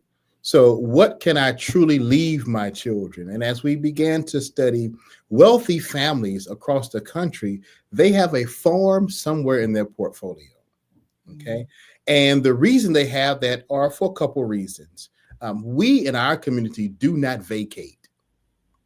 We go on vacation, but we never vacate. Okay. When you vacate something, you leave it for an extended period of time. 3-month vacation, 6-month vacation. No, we have weekend stays. We go down to Florida and we got to get back because the bills are coming, right?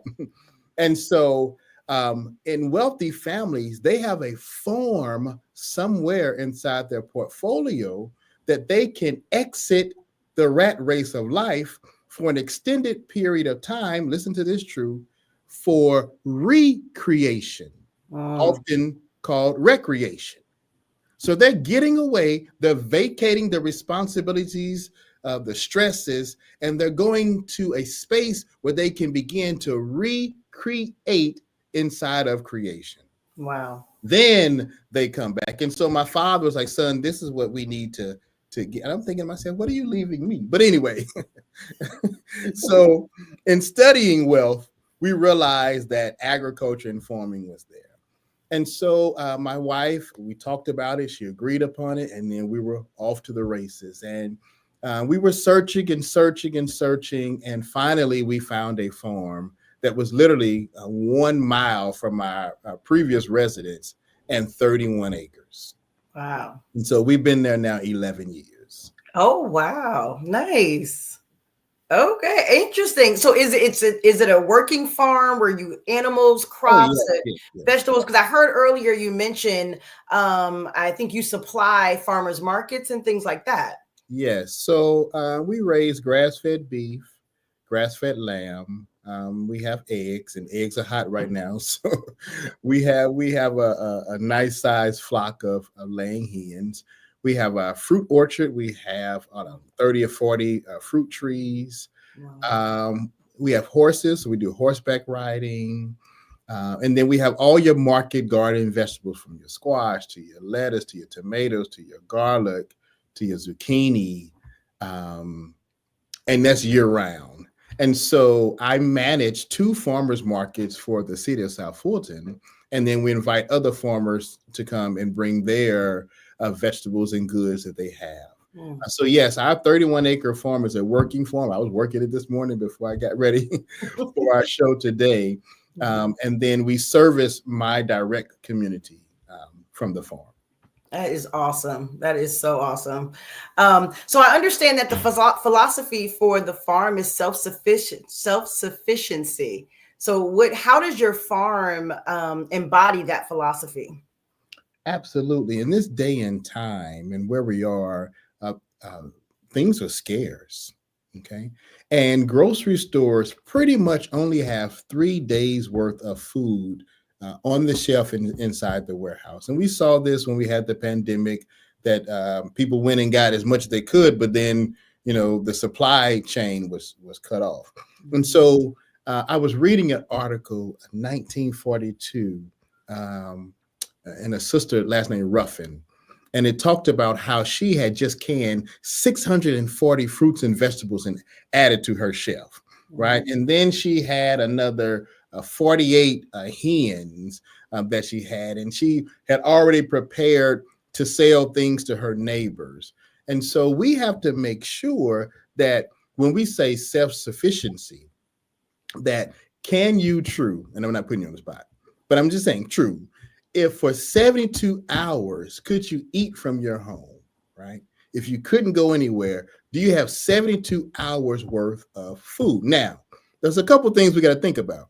We got to control our diets, okay? Now, if we're eating 3, 5, 6, 7 meals a day, we're not gonna make it 24 hours. That's right. That supply gets cut real short, real quick. Right. And so first we have to make sure that we are controlling our diets and eating to make sure we're sustaining life and eating to live. Okay.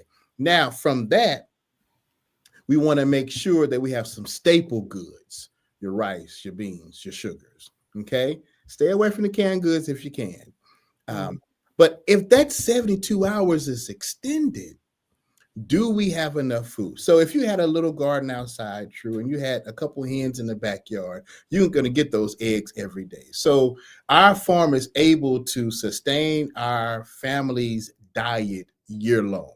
Okay. So we have our meat, our eggs, we have chicken, we have beef, we have fruit trees, we have nut trees, we have vegetables, we have winter vegetables. And so we have our own well water. We're catching rainwater.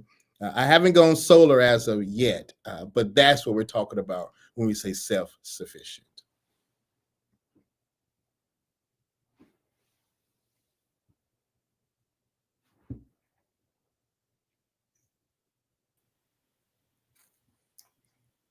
Sorry about that.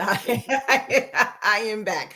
Okay, so I understand that in our community we need to embrace farming and sustainability. What does that look like for you? Like, how do we encourage our people to do so?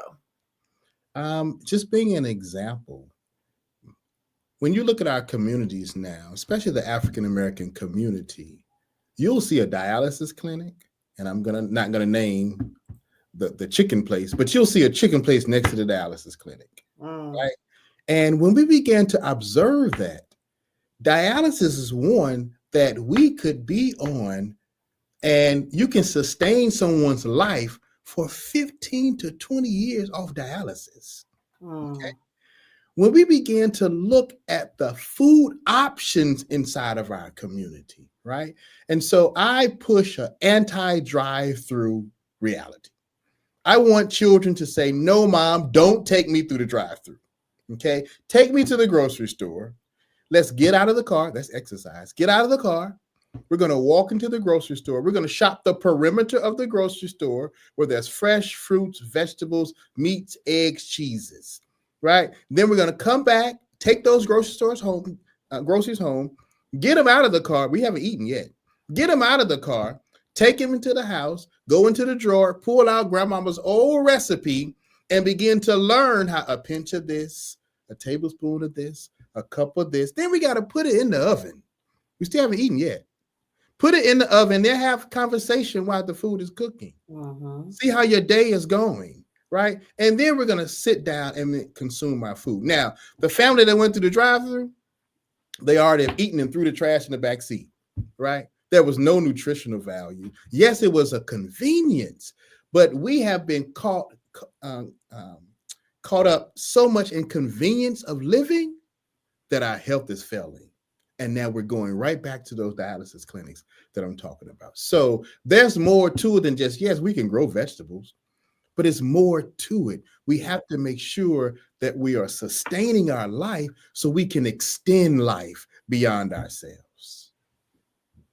Understood. And that's a very good, very, very valid point. And this is such good information. And we are down to the wire on time. So I wish we had some more time to talk to you, but we'll just have to bring you back so we can, finish this discussion. So please tell people how to find you, how to find your farm, where they can maybe shop from you, all the good information so that people can stay connected and get connected with you. Absolutely. And again, I just want to say thank you, True. Thank you to you and the network for allowing me to be on. You can find everything about us at patrickmuhammad.com. And that's MUHAMMAD. That's patrickmuhammad.com. And then on social media is Patrick the Principal Farmer. And so from our seeds to our books, to our ebooks, to our courses, you can find everything right there. And I would just say, start today. You have to start growing, right? Whatever you get from the grocery store, go ahead and take those seeds out of that cucumber, put them to the side, let them dry out, okay? Put them in the cupboard in the dark space, and take them back out. We have to start growing so that we can sustain life. I love that. Well, thank you for your time, for your knowledge, for being here with us today. I can't wait for us to bring you back. So I definitely appreciate your time today. Genius is common, and I will see you on the other side. All right, thank you. The Black Business Expo's mission is to raise funds for high school seniors going to college or K through 12 entrepreneurs. The Expo is a fundraiser for students the Expo is a fundraiser for students. You may go to www.blackbusinessexpousa.com to donate to the scholarship fund, or use Cash App that's on the screen below and say $BBXUSA. Our goal is to give laptops and up to $5,000 to 10 students. Students can register online at www.blackbusinessexpousa.com. Every dollar counts, so we want to remind you to donate to the scholarship fund. We want to thank our Black Business Expo USA sponsors: NC 100, Suede Soul, Carolina, Virginia Minority Supplier Development Council, Step Management, Margie McLean Foundation Incorporated, Genius is Common, Executive Women's Success Institute, The Quality Coaching Company, Superwoman Business Services, Creative Forces Studios, Lee Entertainment, Black Business Olympics, Artistic App Design, Black Banks Law Firm, Black Business Expo USA, Black Business Expo USA. Genius is common, and I'll see you on the other side.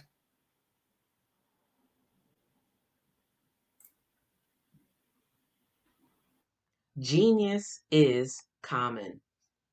And my genius is nutritional strategy. I am Shawnee Smith, the owner and creator of Can Do Spice. Can Do Spice was created because I knew that adding herbal and mineral supplements to my diet did not have to be boring.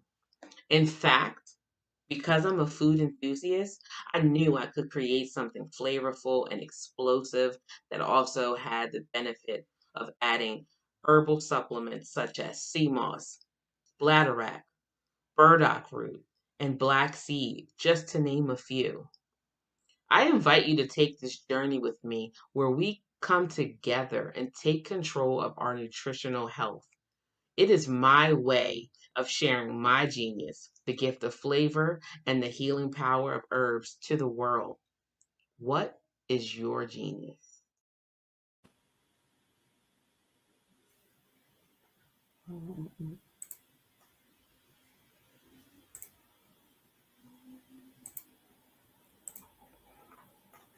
Well, I am a child of the Most High God. He has gifted me in ways that I could not even imagine and didn't know.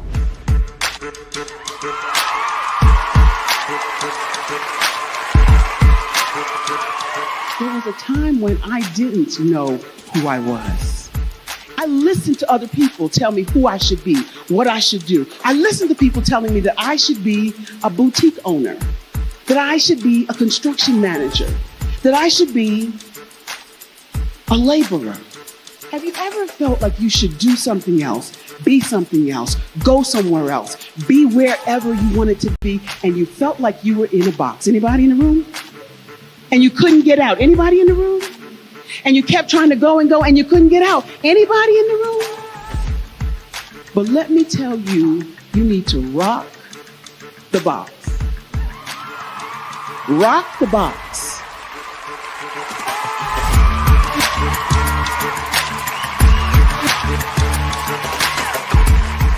I am engaging, inspiring, and empowering.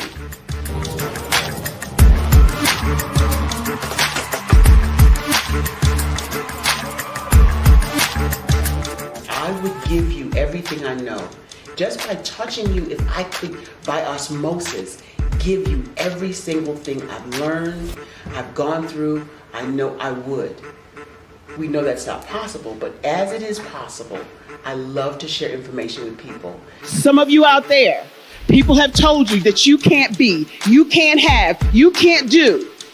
But I will tell you, like Kingston said, you can, you must, and you will.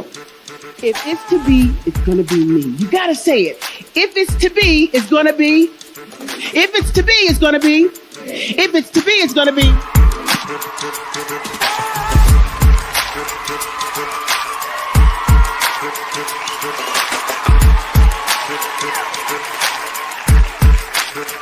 Barbara is because she believed what her mama said about her and not what other people told her.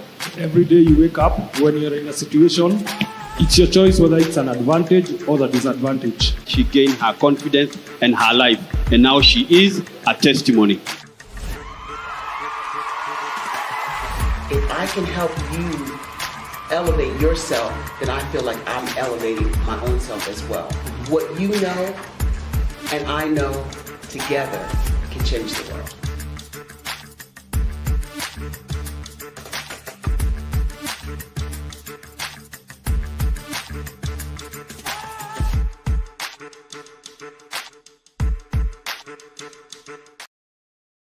Phenomenal Tanya T. Wise, who is here from the great state of Maryland. Tanya, welcome and thank you for being with us today. Can you indulge our audience a little bit and tell them just a little bit more about who you are and what it is that you do? Well, I love being able to talk to people and have a magnetic attitude, being able to just show them. So I always like to say, level up is Coach at Tanya T. Wise here. So can you tell our audience, just give them a teaser about what your presentation will be about? So my philosophy is that we should all be living our dream life. So tomorrow I'm going to talk about how you start living your dream life. What are some of the things that you thought about in your childhood that you just kind of let go and dormant? Wow. And I want to reignite that and just give you some pointers and some tips, some tools, some strategies to be able to start living your best life now. And guess what, Rhonda? And leave an inheritance for your legacy. Oh my goodness. Okay, I know that's resonating with a lot of people. I've heard that you have a dynamic coaching program. Can you tell us a little bit more about that? Absolutely. So our coaching program help people that have the lack of time, that lack strategies, and lack the confidence to go after their dream life. So we help them implement tools, we help them implement strategies, as well as give them resources so that they can live their best life now and leave that inheritance. Wow. Oh, I love that. I love the leave the inheritance part. Listen, you are dropping some major nuggets, and I know a lot of what you're saying is resonating with a lot of people, but I think we're all curious. How did you even make this transition into the speaking and coaching arena? What's the story behind this? So I started out in finance, and I realized that a lot of people don't necessarily go after their dream life because of the lack of finances or the education behind finances. But it wasn't until I lost my firstborn, my only son, that life changed for me. And where I was going after it all, living the corporate life, hit my 6-figure income and living in my dream house with my dream man, driving my dream car. I nearly lost it all when I lost my son. And so I realized it only takes one financial catastrophe that can change your entire life.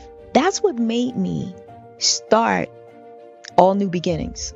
Because no matter what's going on in life, there's a new beginning. And because of that, we develop a program called Wise Minded. My little slogan is, don't just dream it, let's live it. If they want to connect with you or work with you, what is the best ways for them to be able to do that? Well, for my social media guru, you can connect with me on every single social media platform as Tanya T. Wise.